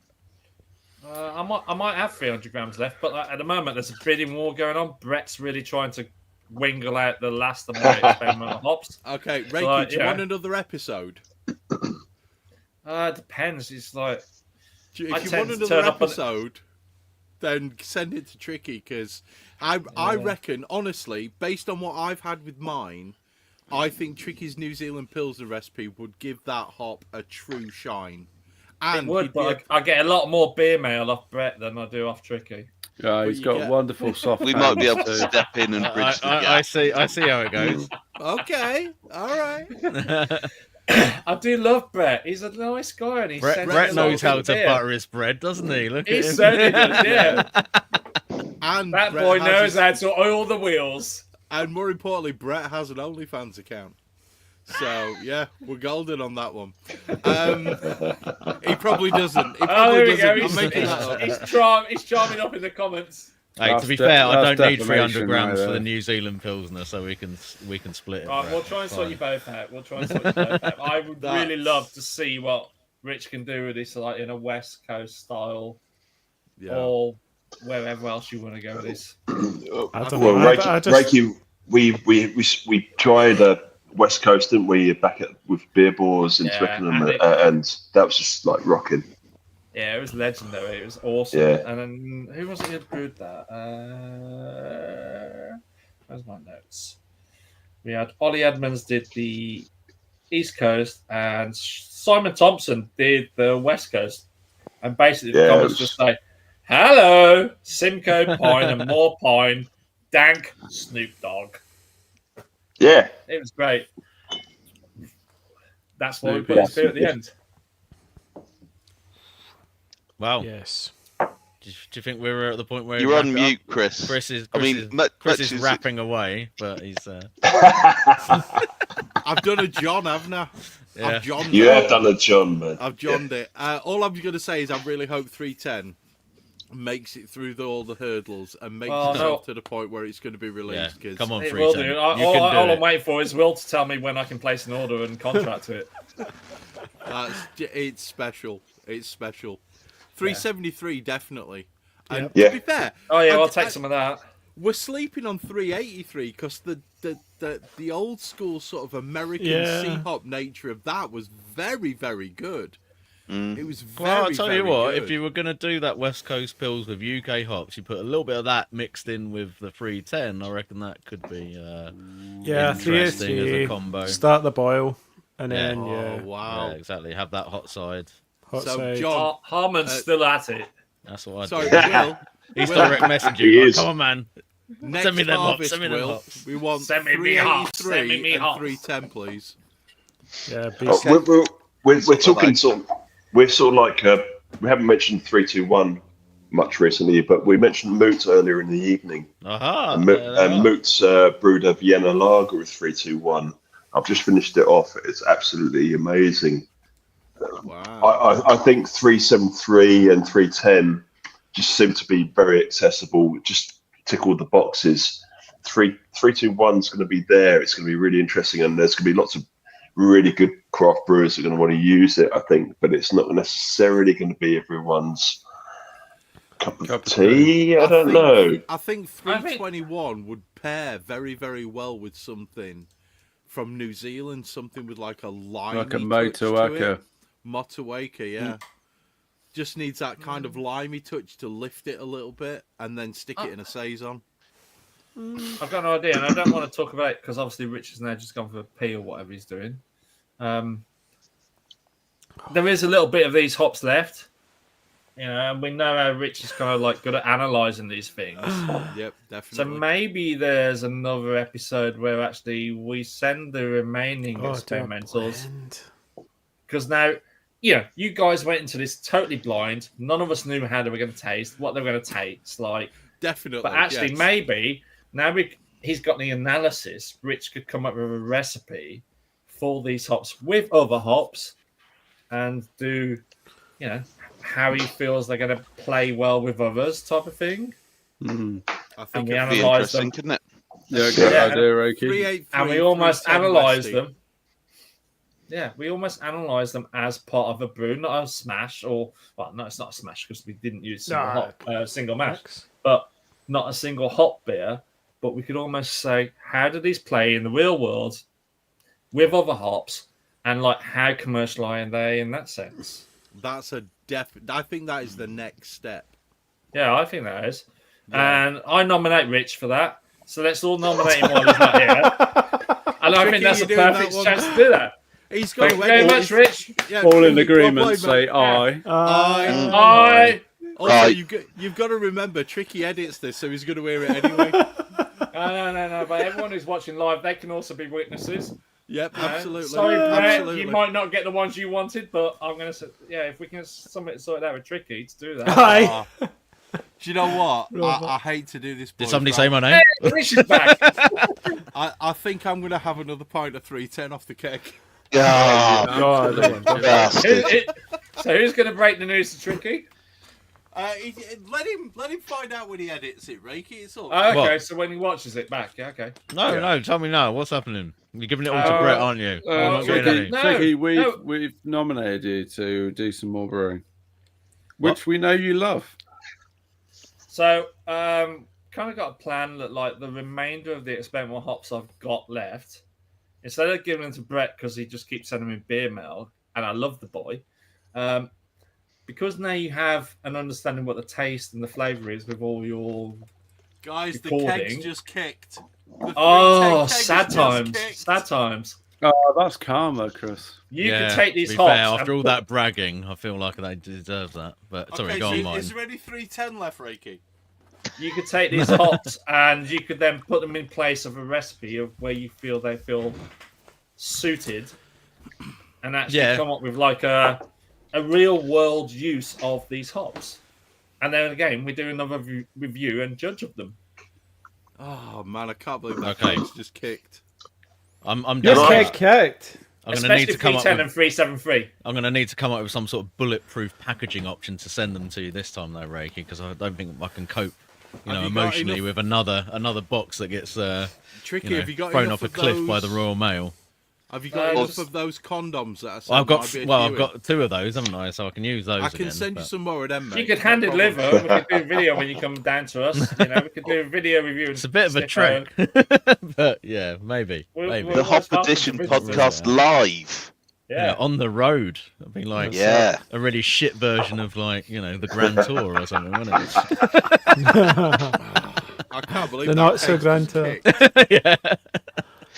So you're up for that, Tricky? That's hilarious. Of course, mate. I'm always up for that, Rakey. Now you've got this profile of, because you guys entered this totally unknowing of what these hops tasted like and how they would. We were just excited to try the latest UK hops, to be honest, after CF302 last time, wasn't it? No, exactly. We had a brilliant time, and I know that it was a lot of hard work, wasn't it? Thanks, guys. It was you wanted crazy. to come back and do it again, but we wanted to do it again just as much. We definitely wanted. Guys, it's a privilege to get to try these things, before other people Totally do. take my hat off to you guys. You've thank you. knocked it out of the park. You've done 2 beers each. Yeah. And That was steps and steps fitting up that from in last time. was nuts. And I'm already thinking, how the fuck do we do bigger than this next year? Well, It's kind of like, can I just take umbrance with one small thing? Right, I actually, to be fair, I forgot. Carry on. It was funny, but carry on. do you know what, Chris? fun. I was just thinking back to when we did CF302, and I'd put was it Simcoe? No, hang on, that was Simcoe in the boil. It was you. Yeah. and Hang on. then literally the winning hop tonight is obviously came from Simcoe seeds. Can I just It's say like that a I full take circle. umbrance? I take umbrance with one thing, and that is the referral to that hop as 302 because its name is Melanie. Yeah. Okay. That's It's referred Has to a as the name. correct She name. has a name. Call her by her name, goddammit. That is Melanie, and it forever shall be Melanie. Yep. Yeah, and Liam, I never said I'd send you a bottle of anything off the keg, mate, because you're in It's gone. Lancashire, and it's like sending it to a different country. We're not. So am doing I the that. only one actually with this hop now left 310 in the keg? Yes. definitely, yeah. You've still got some left there. Oh yeah, How many? Look at the clarity. I've got a keg. now. I've been away on holiday this last week, so Mine got battered. Truth be told, I'm not sure if anyone else is staring at like loads of half-filled bottles and half-drunk glasses. I've got no idea what's what, and I've got. the I'll put 'em in, afterpie is mate. going to be interesting. All I know is that it's 310. It's the only empty bottle on the shelf. Yeah, likewise. Can I ask a question about the lager versus the hazy thing tonight? Do we feel we've got a little bit more refinement from the lager? oh yeah. From a hop presentation perspective, I think- maybe that's a natural thing anyway. John, but that's a really good question because I think actually the boil editions have brought loads of flavour. No, think. I think you're 100% right there, Andy. Like having a beer where the hops are spread through the hot side into the dry hop, but We're it's getting still way more. a highly hopped beer. I think you get a better It's just a nice overall sort of view of like the. I mean, because the well, hazy, I the think hazy with last just two, the the last two Liverpool. beers are the good examples of that because I got more like personally descriptors wise and sort of flavors that From came the to mind two from the two lagers. lagers Yeah. on the Yeah. last two hops than I did from the two hazy. I don't know. Yeah, because the if hazy that was and the same for everyone and the else, but- hazy's had 300 an extra 100 grams. No, and that, Like- so you'd think in theory you should get more expression with the hazy just through pure volume, but there's a lot to be said for having hops in. And Boil hops. coming back to I think Owen's point about a little bit of extra bitterness. I don't think it's just about a little bit of extra bitterness. It's also about, for me, like with hazy, I do like to put a little bit just late in the boil to get a little bit of that sort of late boil hop character or whatever you want to describe it as. I mean, it To just go adds a little bit of scientific. extra flavour to it, but I like a bit of bitterness on my hazes. It's like Yeah. if it's just whacking like 6 or 9 grams of Magnum at the start of the boil. That just seems to lift it. Yeah, I'd agree. I think a lot of what we're getting also has a lot to do with the boo to goo ratio. The what? The sweetness Booger. to booger. Your Booger. bitterness ratio. Yeah, definitely. It Bitterness really ratio. affects the expression of the hops and the way in which you perceive the hops. Bitterness units to gravity units. okay. Chris, can you Yeah. tell me what your hopping regime was on your lager? Your Yeah, give me a second. I'll pull that up for you. because actually, I'm really enjoying it, and I've pretty much. I think it's smashed also it. the interaction of the hops just generally being in the hot side as well. It's not there's this sort of like idea that if it touches the heat, it's gonna just annihilate all of the volatile sort of and obviously you guys are gonna hate me. for You're gonna hate me. certain Oh, come aspects on. of it, maybe that's That's true. no hot for other side. parts, Fuck not. off. Okay, so in the Just- 310, I Yeah. added 30 grams at 15 minutes. Okay. I added. So no 60, What? no 60. No 60-minute, no. I added 30 grams at 15 minutes. I added 70 grams in a hop stand at 78 degrees. Wow. Which cooled over 25 minutes to 64 degrees. And then I put 100 gram dry hop in after fermentation had finished. That's what I did then. So that's almost like a NZ pills, but with UK kind of like Simcoe hops. That is absolutely stunning. It smells like it smelled like caramelized pineapple. Yes. Finished it. Massive amounts of tangerine, pineapple, that kind of almost sour but yet still sweet fruit. It was it was good. I always get a little bit of a passion fruit note from Simcoe, and I didn't pick up on it when I did. That's the first beer I've actually finished all night. Oh, can I also point out that the pH on that beer was measured with a brand spanking new, very expensive and highly calibrated pH meter from work, and it came in at 5.39 and not 5.2 like is the convention. So a pH was slightly higher, but fermentation, I've got in my notes at the bottom of it, fermentation went off like a fucking rocket. I like your notes. They're quite descriptive. Yeah, I may have wrote this. This is a lager. Yeah, fermentation. What temp? 12 degrees. Yeah, but hang on. Well, yeah. I've got to also point out you were bitching about the choice of yeast, Chris. I fucking hate 3470. I do. I despise it. Why? I would rather have used hopping pills. Why? What's did? I think 3470 is one of those yeasts where it's kind of it has a moment where it decides what it's going to do, and it's at the point where you put it into the fermentation. Sometimes it's like really laggy and slow and does its thing and produces so much sulfur it's not even funny. But other times you put it in and it just hits like a truck and it ferments out quite clean. And I'm glad that this was the second option rather than the first, because I dread to think what that beer would have been like if I'd have had to spend 25 minutes purging, the smell of sweaty eggs out of the top of the fermenter, because I didn't really get any of it with that. Chris, what's your typical usage? 2 packs? For 3470, yeah. Yeah, lager knows. But I bought a lot of hopping pills, and I have it slanted. I know. I told you when we were running out, and you just bought it all up. I just bought a shitload. You're like hopping pills, bitch. You're just like, I fucking give me my shit. Give me my shit.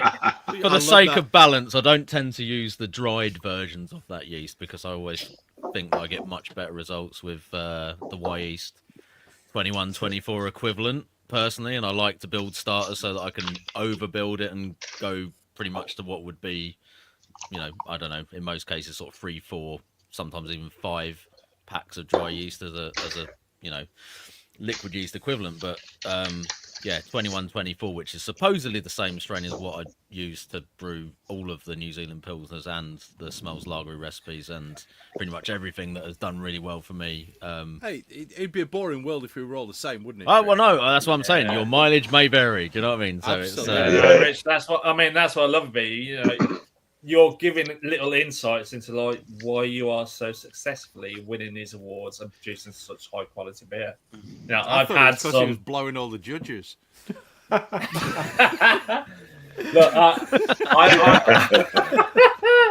I've had a couple of disasters. That was the first time I'd met them, honest.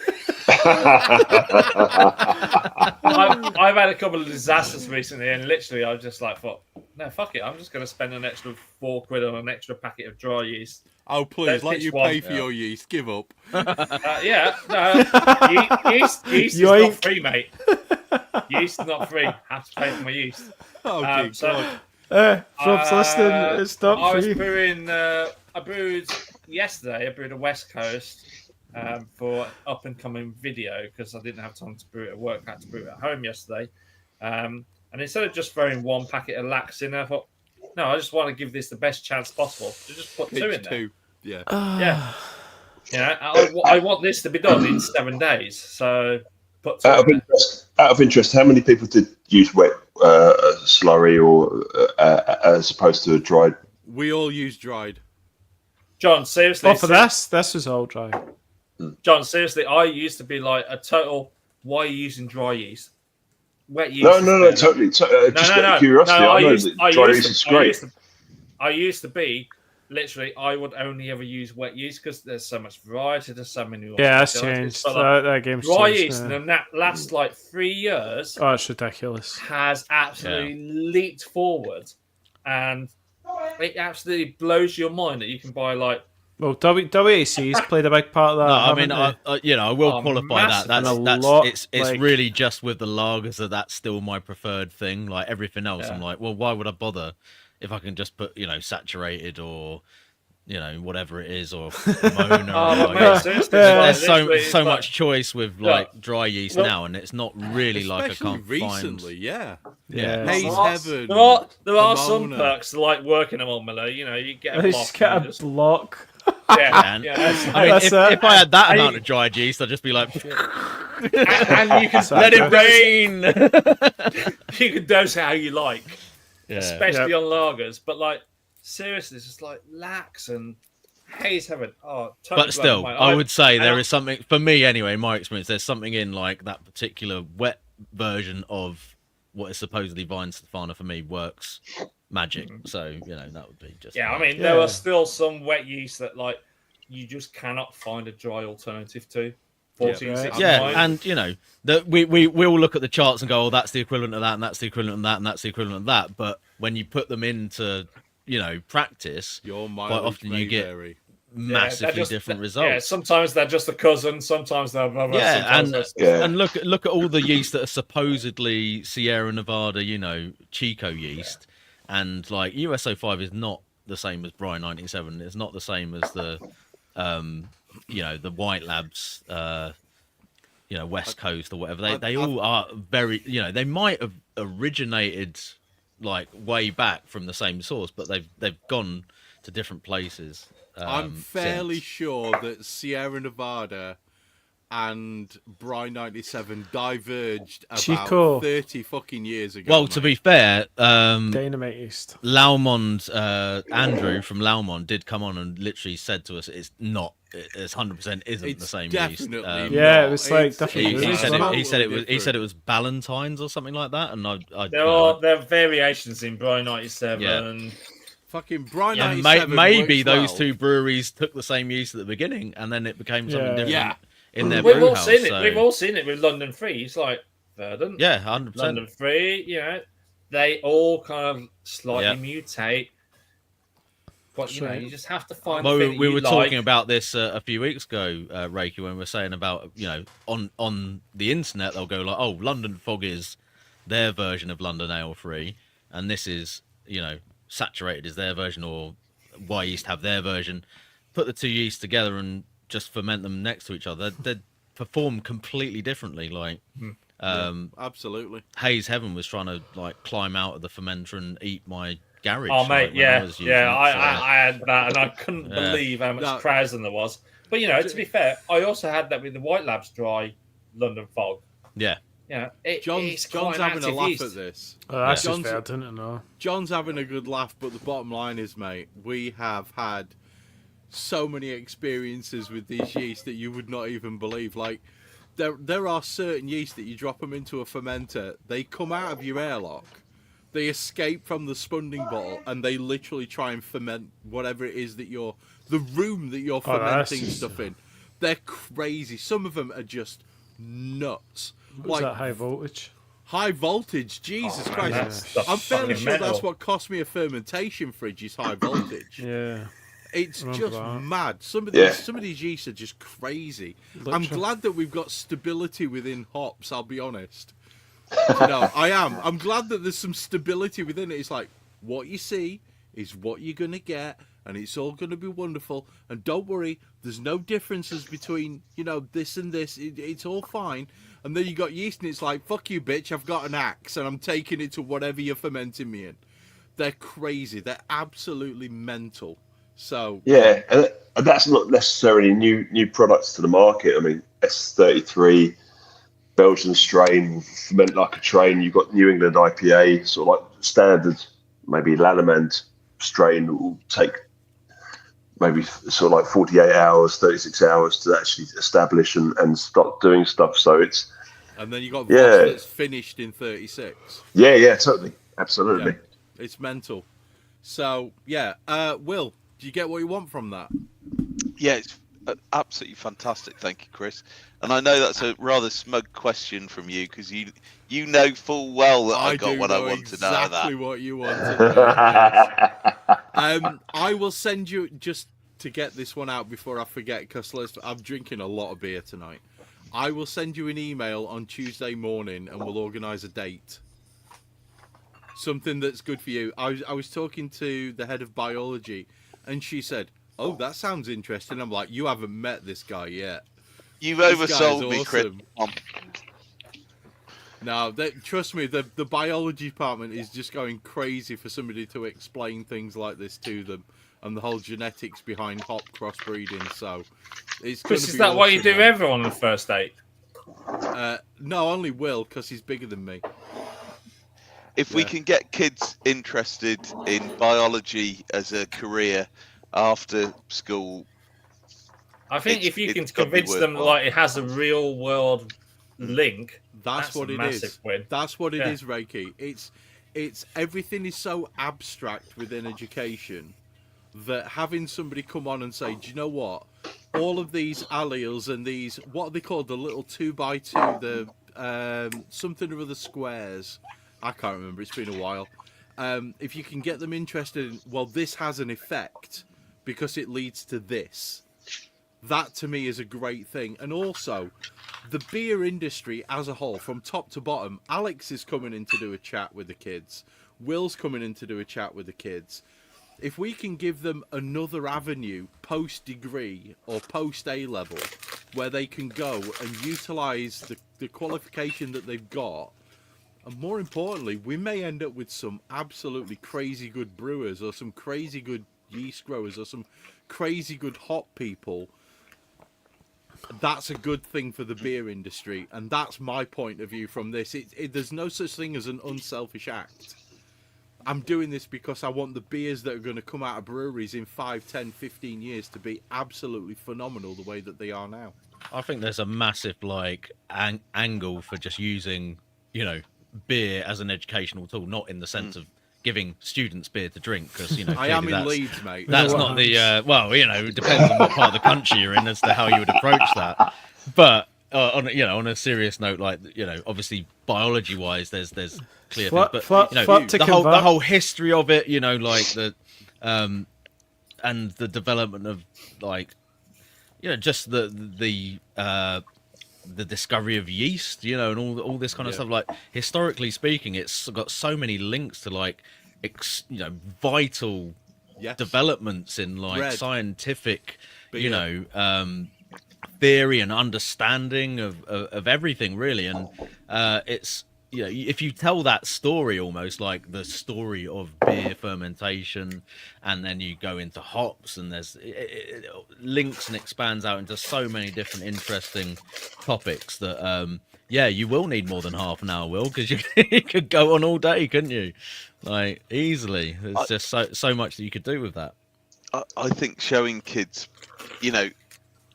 my kids 15 and 12, and you ask them what's the practical application to maths, relatively easy thing. Oh no, I'm never going to use that in later life, Dad. I hate maths. If we can show them the sort of practical aspects, that actually this is something that's really interesting and you can take it on, and if you're really good at it, really interested in it, you can make a career out of this. That's the single most important thing, Will. I'm turning the camera off for a moment for a specific reason, but I am still here. I can hear. Who's talking? That was Chris. Slightly worrying, but anyway. Yeah, but I definitely think that's the missing link. It's like I think back to choosing my options as a teenager. It's like someone turned around and says, if you took biology and chemistry, this would help you when you want to get into beer, or you like cars, do engineering and all that. There's no link to what your future careers can be. But Anyway. No, it's very poor, isn't it? I think kids, Yeah. I can only liken it to when I was a kid and the careers advice was awful. Yeah. And anybody But that then had- also, careers advice when you're like 15, 14, whatever it is, beer's not important to you at that age, hopefully. It's only when you can. I am oh, from Leeds, shit, yeah, right? if I'd have done some kind of like. Well, I don't know. Thinking back to sciencey when I was shit. 15, maybe. Yeah, maybe 16, but I'd done wasn't what I was Cider. picky like then. about it. Yes. But yeah, someone could point you nuts. Oh yeah, you're gonna like drinking beer when you get to 18, so you maybe should study this. you were coming late to the party, were you, Rakey? Well, it's all about applied science, Wait isn't to it? It's the like party. put it That's what into it an is. applied situation and go, look, you might be sitting there thinking this is boring, this doesn't mean anything to me, but then you go, actually, like, this is the reason that people have discovered, not just yeast, but once you've identified stuff under a microscope, that's when they found out about how to, basically develop the whole medical industry that you've got in front of you today. So Yeah, now pharmaceuticals. Yeah. you can take that knowledge that you've just learnt here, and do you want to go into brewing? Do you want to go into pharmaceuticals? Do you want to do this? Do you want to do that? It's like look at it that way and put it into practice and show somebody like yourself, Will, or Alex, that are going to come into your college or sixth form, is it, Chris? It's Sixth form college, yeah. sixth form college, and go, I work in this industry and this is the stuff I get to do because I know about this. That's the link that you need to build. The more important thing for me is, like, it's really fucking interesting, right? And you've got to remember, kids who choose to do A-level biology, they're choosing it because they're interested in it. And to see a Sometimes. well, they are. No, I did it, and I wasn't. Well, I did A-level biology, and to be fair, I wish I'd not. Sometimes they have bothered and done overbearing something different, parents that go, you need to be a doctor, so you've got to do biology. Yeah, but for me, it's like it's really interesting because it's the root of everything that comes from what it is that you're studying. It's like, could you honestly see somebody taking Simcoe and producing that without an understanding of the biology of how it happened and where it happened and what's actually happened? Chris, I the don't interesting fully thing. understand that, Chris, because like basically I studied home and economics and textiles because there was me and lots of girls. I mean, I get that. Oh, man. You had a Come different on. form of biology on your mind, Reiki. Yeah, no, I did textiles, It was more the and human home ec biology he was and interested in. biology, and it's because they were the female heavy classes. I liked spending time with the girls when I was at school. That was it. Yeah. Yeah, I really appreciate what Will's going to do for me and Alex as well, in that it is going to provide not necessarily a push, but certainly an awareness of what is available out there for these kids once they've done the degrees or the A levels that they're going to do, and hopefully if we get one or two of them that end up in the beer industry, that they're really, hopefully it can make a difference is what I'm saying. Yeah. Final Gravity Brewing chose netball over rugby for the same reason, Reiki. Yeah. I wish I had that option when I was at school. Yeah, I don't know. My son does netball. Yeah. Anyway, just- have we reached the point where we should wrap this one up, do you think? We guys, definitely or- should. Yeah. We definitely Definitely should. should. We're So, wandering summary on into the- side quest territory here. So. Yeah, Yeah, shall we so go to summary an on the after sheets. party? Yeah, after party, definitely. Ricky's already hammered. So, guys, we're going to take this one to an after party. So I'm going to hand over to my esteemed colleague Andy, because he looks like he's not paying attention, to He's do the browsing- sign out for us, and I browsing will something else on organise his the phone, after isn't he? party. I'm just eating Right. feedback, pork scratching, so yeah, go for it. Oh, is that us got episode, was it 114? Hop testing with Charles Faram in the bag, Chris. Is that what we're saying? Yes. Well, It's in the gents, bag. everyone, thank you very much for joining us in this episode. We had an absolute blast with the guys from Charles Faram, hop testing all of these crazy hops, and the four of us doing the experiment put crazy amounts of effort into brewing, fermenting, bottling. The bottling was epic.